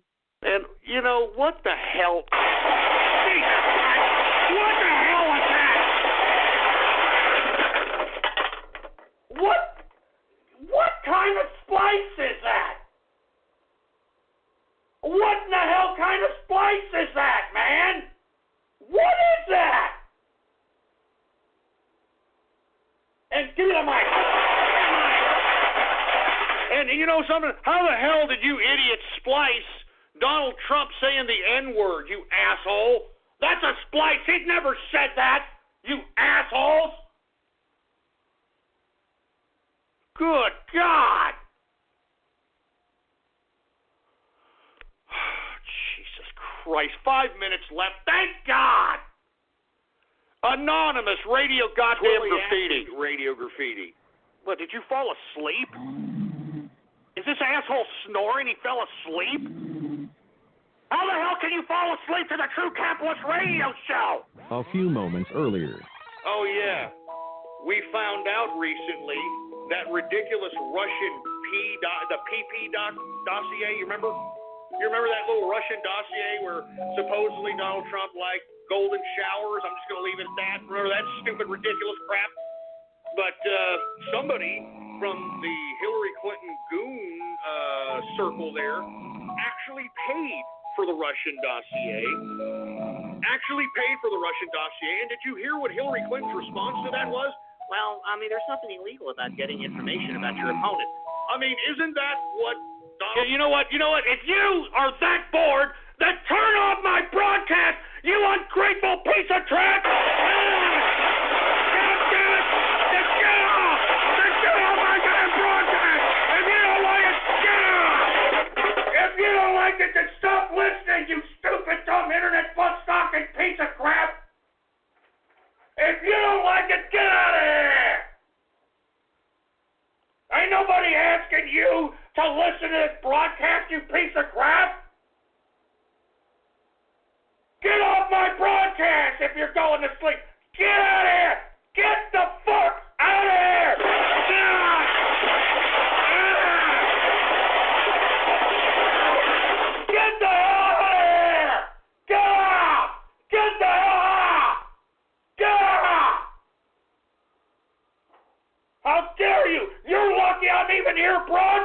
nothing, you ungrateful pricks! You idiots are looking at me because they're looking at you piece of crap! Ungrateful, autistic, Asperger man children, man! Jesus Christ, give me the mic! Give me the mic! You ungrateful, goddamn man children, you make me goddamn sick and sick and sick and sick! Don't listen to my show then, you piece of crap, if you think it's boring, alright? Don't listen to my show then! You're lucky I'm even here broadcasting! You're lucky I'm even here broadcasting! Oh, shit. Man, you pissed me off. Give me my freaking beer, for Christ's sake.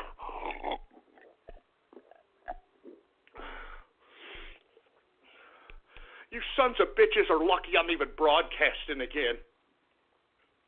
I didn't even have to come back. But you're lucky. All of you listening to the sound of my voice are lucky that you're gracing my presence. You all are lucky. Son of a bitch. Anonymous Radio Goddamn Graffiti. My name is Cleveland. You just shut and shove that stupid splice up your ass. How much longer is your loser ass gonna stay on the line for 3 hours to play that sorry shit? It's an effeminate black man, you stupid dumb man-child. Jesus Christ. You people piss me off. You piss me off. You piss me off. 614 Radio Goddamn Graffiti. Forgive me, Ghost, for I have sinned. What the hell do you want? I found out if you didn't get autism bucks as a kid, you could retroactively receive them as an adult, so I spent all mine on bathroom renovations. You should come over and try it out, since you helped pay for it. Oh, my. I knew you had autism, you silly freak. I knew it! I knew you had autism! You stupid, autistic, Asperger, man-child son of a bitch!